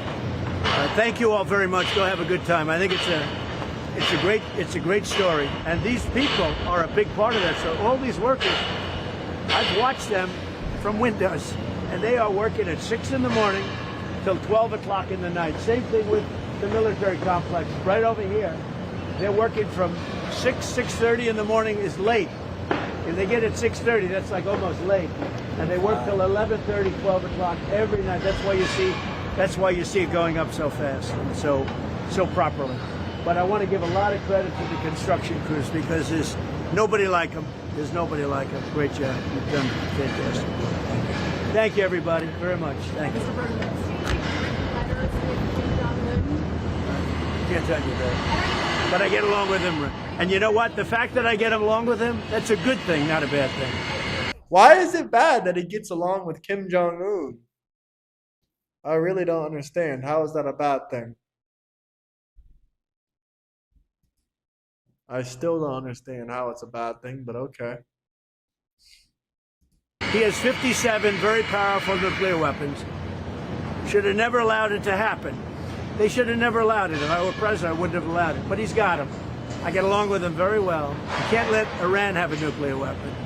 And I know Kim Jong-un very well, and he's going to be fine. As long as we have a smart president he's going to be fine. If we have a dumb president, then he's probably not going to be so fine.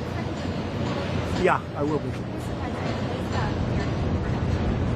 Any update on your negotiations with Canada for a trade deal? Yeah, we had a very good conversation with the Prime Minister last night, and we've come to a deal with Canada. As you know, the 50% tariffs across the board were going on against Canada today. This video was literally shot before 11 p.m., so I have no clue what you're talking about, saying he doesn't wake up until after 11. Okay, I stay up half the night as well. And I still wake up at 8 or 9. And they called yesterday and they gave us the points that we had to have. Very fair deal for both. The tariffs will be non-existent for our farmers. Our farmers were paying tremendous tariffs into Canada, and those tariffs are going to be totally eviscerated, down to zero. We're doing certain things. Got to give something, and we're doing certain. If you want to debate, join Discord. Join Discord. If you want to debate, you can join the Discord link. The link is in my bio.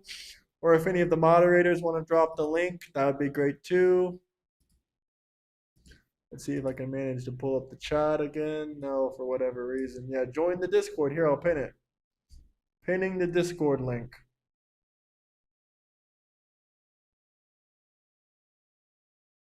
We've been to war for less. Things that we're paying a high number, we're reducing it a little bit. It's good for everybody. But our farmers are going to be thrilled. Our manufacturers are going to be thrilled.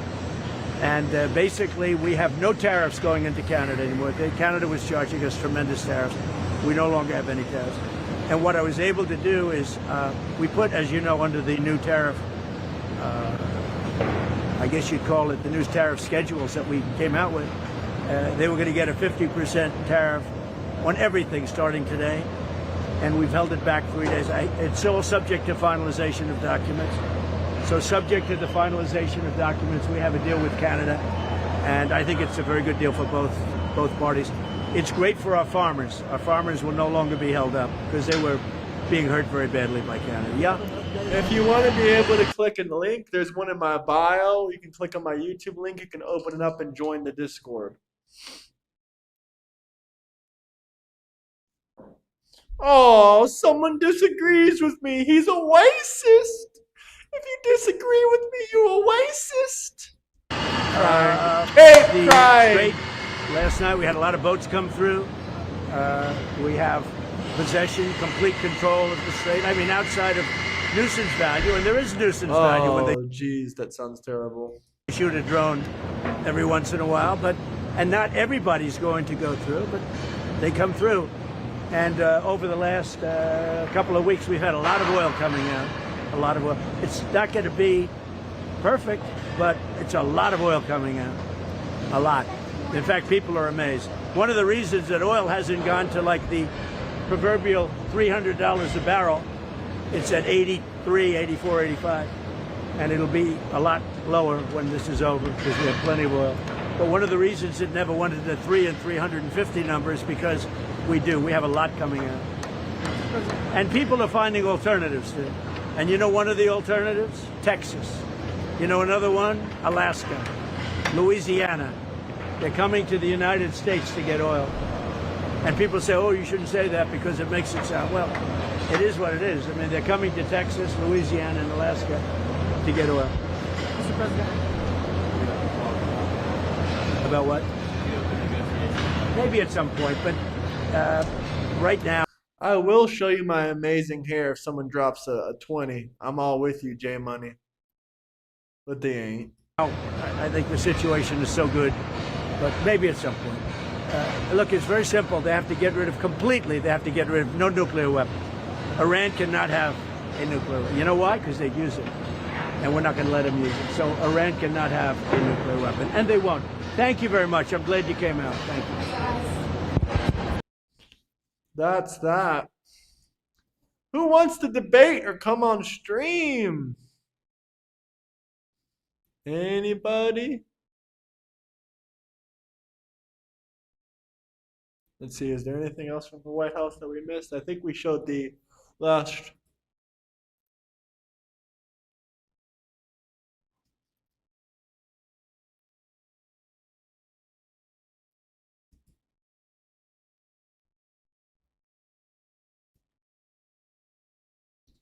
Join the Discord. Yes, sir. If you want to debate, join the Discord.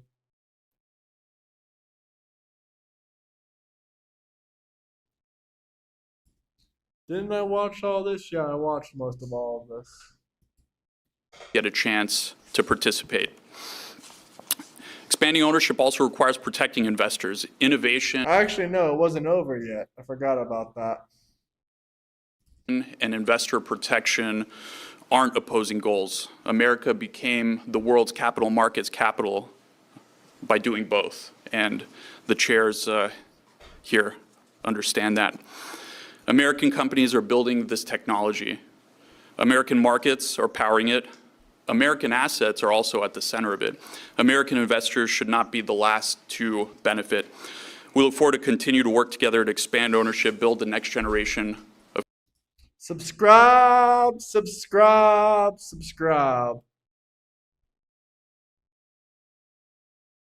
Join the Discord if you want to debate, but it's only 18 plus. I mean, now we're in August, so I think a lot of the children went back to school, thank God. This is an adult show. Of capital markets and ensure America leads the way. Thank you. Great job. Arjun.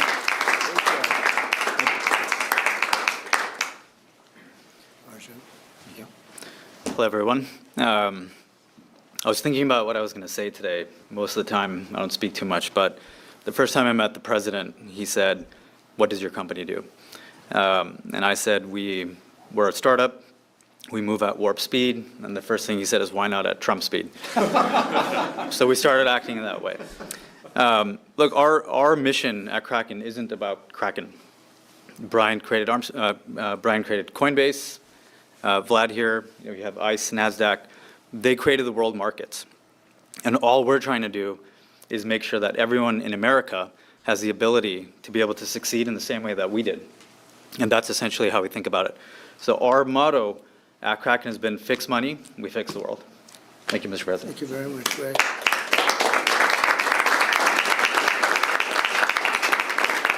And if you have any questions, or if anybody else of this very distinguished, would somebody like to say something? My male models who happen to be genius? Inbreeding causes Trump phobia, you know. But guys, get those likes up. Get those likes up. Let's get to 300 likes. And let's finish this video and get to 300 likes. And then I'm going to take a 20-minute break probably. They're brilliant and they look good, right? But anybody, would you like to say something? Go ahead, please. Just want to thank you, Mr. President, for all of your leadership. America should lead in crypto and win in markets like prediction markets. And with your leadership and your administration, you're helping America lead here and become the crypto capital of the world. So thank you very much. I just want to thank you, Mr. President, as well as Chairman Atkins and Chairman Selig for the great work that they're doing. Thanks. Democrats always say lying with zero proof or allegations of really anything specific at all. But we're almost to 300 likes, guys. We can get up to 300 likes, chat. 300 likes. Like, subscribe, share. Thank you. Yeah, I just want to say that what Chairman Selig and Chairman Atkins are doing and the President has enabled with his leadership is actually working. So if you look at stablecoin usage and adoption, it's increasing the usage and distribution of the US dollar at higher and higher levels than our industry has ever seen, specifically because of the Genius Act and the movement of more and more treasuries into stablecoins and therefore into more and more hands across the world. And now the tokenization of equities, thanks to Chairman Selig's and Chairman Atkins' great work and collaboration and actual work together rather than. I know why Democrats hate billionaires, because billionaires don't sign Democrats' check. Billionaires sign my check. Working against each other as before. Democrats would actually have to have an income, though, for a billionaire or a millionaire to sign their check. Is going to distribute U.S. equities globally and increase the distribution of those. So, we power a lot of these applications and companies, so we know what the numbers actually are, and they're massively increasing because we have regulators and leadership that enables the success and distribution of these U.S.-based assets. So there's actually a very real and tangible outcome that's really now benefiting the U.S. and adoption of U.S.-issued assets and the U.S. dollar. So I just want to mention that. It really is working and hitting all-time highs. So thank you very much. Listen, I'll answer any question you guys want. All super chats are read out loud automatically by our TTS bot.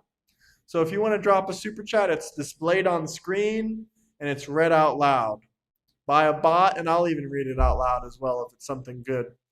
I'll respond to it 100% of the time, though. Thank you. So if you have any questions, we have a meeting next week with the AI people. The top people are coming in. I guess a trillionaire signs the Democrats' checks, so that would be the U.S. Treasury. So that's worth trillions of dollars, which is unemployment. So we can talk about that, but we're leading by a lot with AI. We want to keep it that way. We want to regulate, but we want to have it regulation where I they can love ICE. They did a pretty good job. ICE did a pretty good job.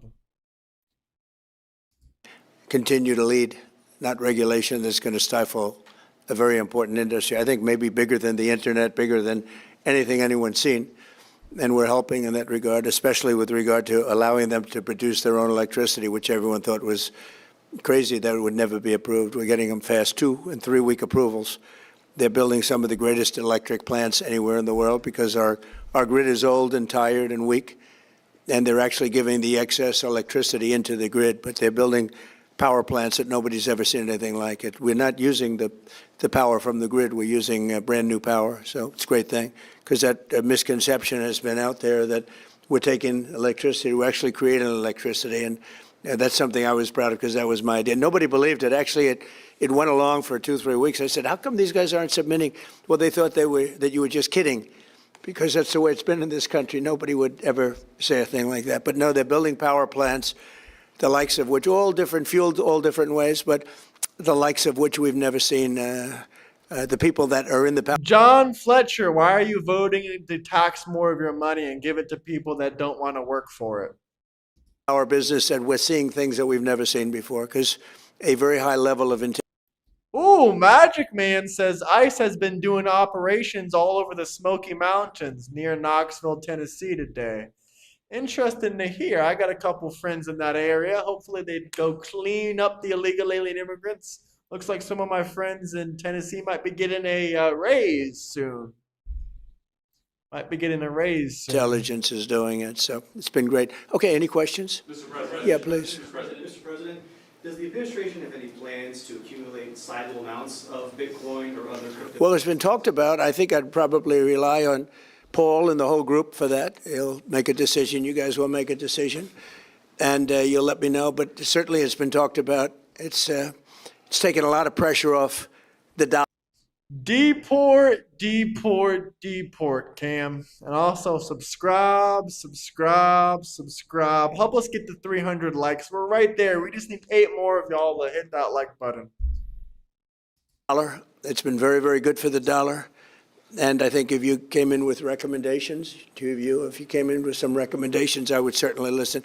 Pigeon Forge, Gatlinburg, and Maryville all have ICE agents just storming through, snatching illegal alien immigrants off the job site, snatching illegal alien immigrants out of schools, out of churches. I don't care where they are. Kick down those doors, rip those illegal alien immigrants out of wherever they are, and send them back where they came from. It seems to be a pretty big subject.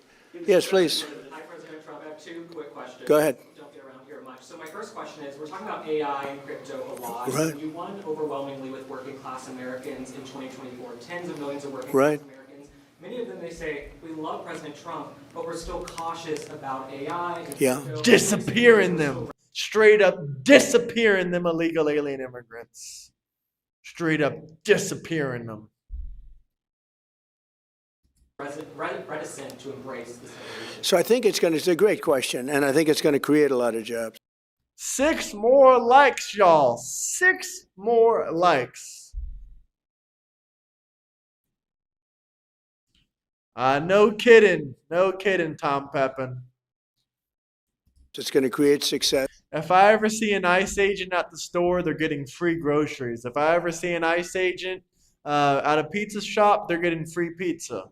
It's going to create tremendous innovation medically. I mean, they're coming up with already amazing. Illegal alien immigrants don't deserve housing. They don't deserve food. They don't deserve nothing. Either send them back to their country or starve them out until they go back to their country. If we stop giving these people money, they would start going hungry and then they'd go back to where they came from pretty quickly. It was something today that I looked at it having to do, I won't go into the details, but having to do it with a pretty unstoppable disease. And all of a sudden they're coming up with answers that they never thought were possible and things that they never even would have thought about. So I think it's really creating jobs. And I can tell you one thing, if you look at our construction jobs right now, because we're building more plants, factories, things that really have something to do with the AI, but also car factories, car plants, they're moving into our country. Honda just announced, Toyota just announced they're moving their. No, poor Americans can get government help for a couple months until they get back on their feet, but they shouldn't be living off of government paychecks. They should not be living off government paychecks. Operations from Mexico, from Canada, from other places. We, by the way, probably have a deal with Canada. You probably saw that. We very major tariffs were going on to Canada today. We delayed it for 3 days because I think we have a deal with the Prime Minister and good deal for everybody. So that's good. But the construction jobs are enormous. We're building the biggest plants anywhere in the world. And I can say if I were the mayor of a town or the governor of a state and I had a chance to get a big plant in, an AI plant or a data center, I would absolutely want it because the jobs are enormous and the money paid, the taxes paid are just enormous. And if you don't take it, you're going to be left behind because there are plenty of places that want it. So I would say that maybe it can use a little public relations help. But if I were a governor or mayor, I would want that plant in my community. And many of them are designed in a very beautiful way. It's really very positive. Okay, thank you. A little off topic. So you mentioned Joe Biden and some of the past leadership, and it's been about 69 days since we've seen Mitch McConnell. Sometimes when you look at Congress, it looks like the cast of Moon.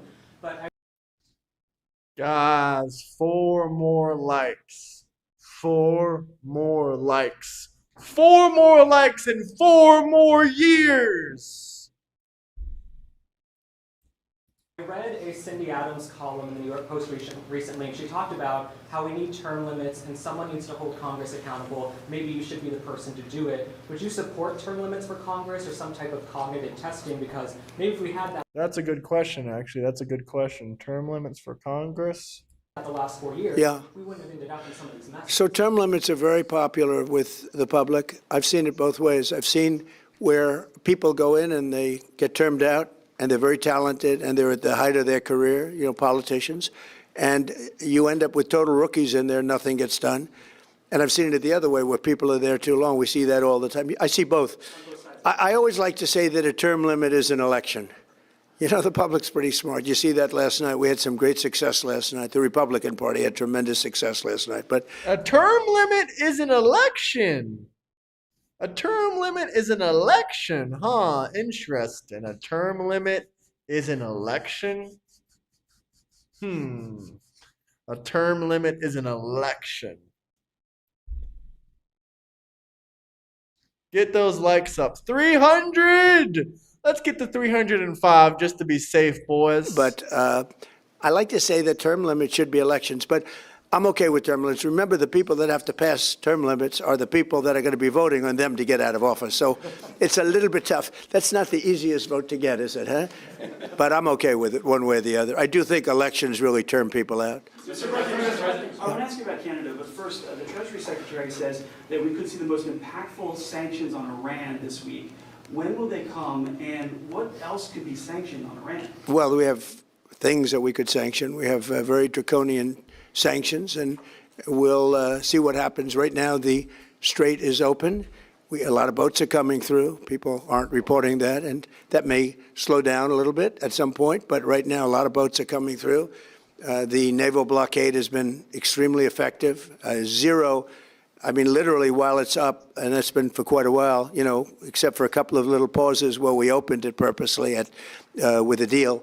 But the deal didn't terminate, you know, the deal didn't turn out to be what they said, you know, when they tell us one thing and There is election fraud for sure. they do another. But the blockade has been 100% successful. No boats have gotten into Iran, but they are getting in for other places. But we'll see.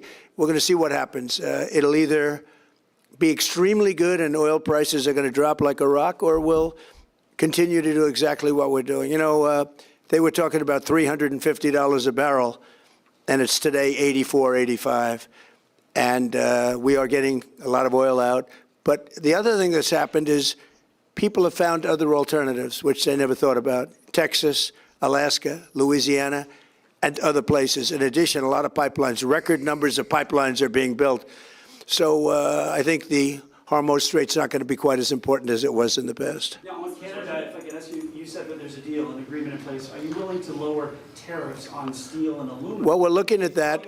Yeah. Well, we're getting zero for our farmers. You know, farmers have been hurt very badly by Canada, and they won't be paying any tariffs anymore. And we may bring some of the tariffs down to a level where other countries are, because Canada was paying a higher tariff. Canada was paying us a higher tariff. So we are, look, we have a very nice relationship with leadership right now, and we'll see. But we did a 3-day pause. It was supposed to be a 50% straight across the board tariff. That was going into effect at 7 o'clock this morning. And I delayed it at the request of Canada for 3 days so we can iron out the details. But it's going to be a wonderful deal, hopefully a wonderful deal for everybody, yeah. Mr. President, earlier today you said North Korea has something like 57 nuclear weapons. They've been expanding their nuclear program. Is your goal in trying to re-engage with Chairman Kim still denuclearization? And what makes you think you could be successful now when you've worked? Well, I don't want to talk about that, but I do have a good relationship with Kim Jong-un, as you know, you've seen. He didn't like Biden. He didn't like Obama. He didn't like anybody, but he likes me, and I just got along with him very good. We had great meetings. We speak, and I think our nation, and I think other nations, frankly, whether it's Japan or South Korea, they're a lot safer if I'm president than if somebody else is president. Now, I didn't like the fact that we're doing these massive military exercises, really against North Korea. It was an exercise against North Korea. When I'm friendly with him, when we have, I don't see anything happening for certainly 2.5 years. It's not going to happen with me, but I don't see anything happening. And I was not happy when South Korea said, no, they're not interested in helping us with the Hormuz Strait, and yet they get 60% of their oil from the Hormuz Strait. I said, would you like to help us? He said, no, thank you. I said, that's nice, please, thank you. Another day with the Democrats. Tone. Thank you. He made us a lot of money. I didn't like that. So I felt that to do we were doing a massive war exercise. I thought that was very insulting to somebody that, frankly, has been, during my term at least, very well behaved. Yeah. On the bond market, has the administration done enough to stabilize the bond market after yesterday? Well, I think it is, but I mean, it's very sad. Every time we do great, we announce great numbers, the interest rates go up. And they go up because they want to stop inflation. They should go down because the country's strong. You know, I see countries like Switzerland where they're the #1 lowest interest rates, 0.5%, and we pay 3.5%. And yet, if we stop doing business, for instance, I have the absolute right to cut off all business with a country like Switzerland, like anything. So why are they prime if I can cut off the business and they are no longer functional? And yet they're considered to be like an elite country. And I don't want to single them out because there's 60 countries like that.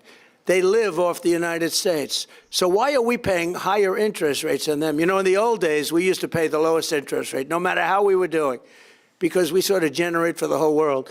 And I want to see it where interest rate, and I have to tell you, we have a wonderful chairman. I think he's doing a great job. The problem is he has a board, and it's a political board. It's people put in by Obama, Biden, and me. And there are quite a few members still left, as you understand. And so they vote to raise interest rates. I don't know. It's crazy. Get those likes up, guys. Get those likes up.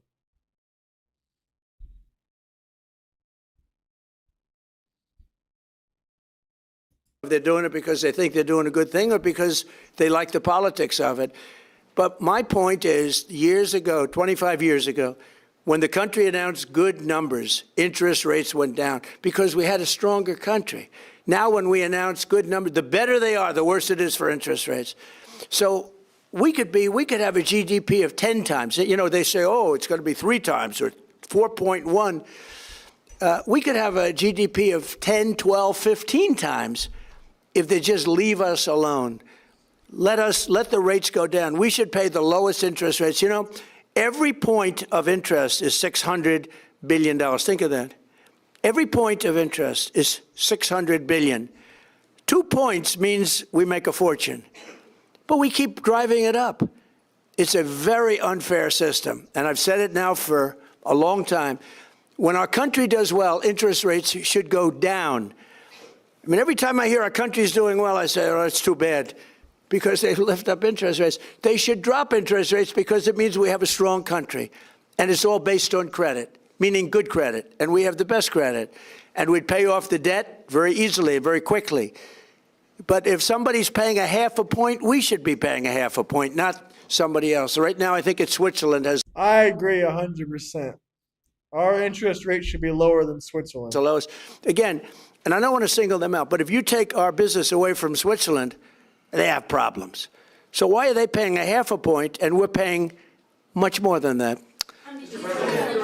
Does that make sense to anybody? I mean, it seems pretty simple to me, but it's a killer. You know, I almost like to hear bad numbers. I'm saying, I hope we have bad numbers today. Interest rates will go down. It doesn't make sense. When our business is good, we should lower interest rates. And then you want to build America, you're going to see a building like you've never seen. We're doing great, even despite the fact of what's happening with interest rates. Should Americans be concerned about this volatility in the bond market? No, I don't think so, because like I said, our country is doing so well despite interest rates. We have interest rates that are they're actually artificially high. They raise them for no reason. And you can't go out to the market when you have a Fed that's raising interest. You can't say, oh, I want to pay 3 points less than what the Fed says you're supposed to be paying. Yeah, he's right. So, no, I don't think so at all. I think we have a very powerful country, and we're powering through these ridiculous interest rates. They're ridiculous.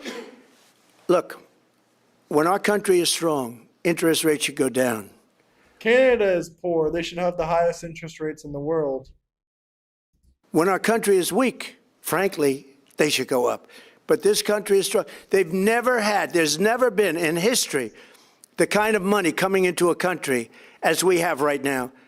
Trillions and trillions of dollars are being invested in plants, factories, everything. Everything you can think of. We're the hottest country in the world. We are by far, and I said it 100 times, the king of Saudi Arabia, but many people, they said 2 years ago, 3 years ago, your country was dead. Now you have the hottest country in the world. That's what we have. We have the hottest country in the world, and these people are helping us a lot. Thank you very much, everybody. Come on to the... I mean, I'm not an economist, but I know I'm doing better than most Democrats. Maybe y'all should listen to me. Guys, get those likes up. Get those likes up. That's it for this stream right now. I'm heading out as well. I'll be back, though, maybe an hour or something like that. We'll see. Maybe sooner than that. But make sure you guys like, subscribe. Trump's a very intelligent man. Oval Office. Y'all should take some advice from people that are doing better than you. Never take advice from people doing the same as you or worse than you. What advice can they give you? They can't give you no advice. Peace out, everybody. Peace out. Much love, everybody. Much love. Make sure you like, subscribe. I love you all. Peace out.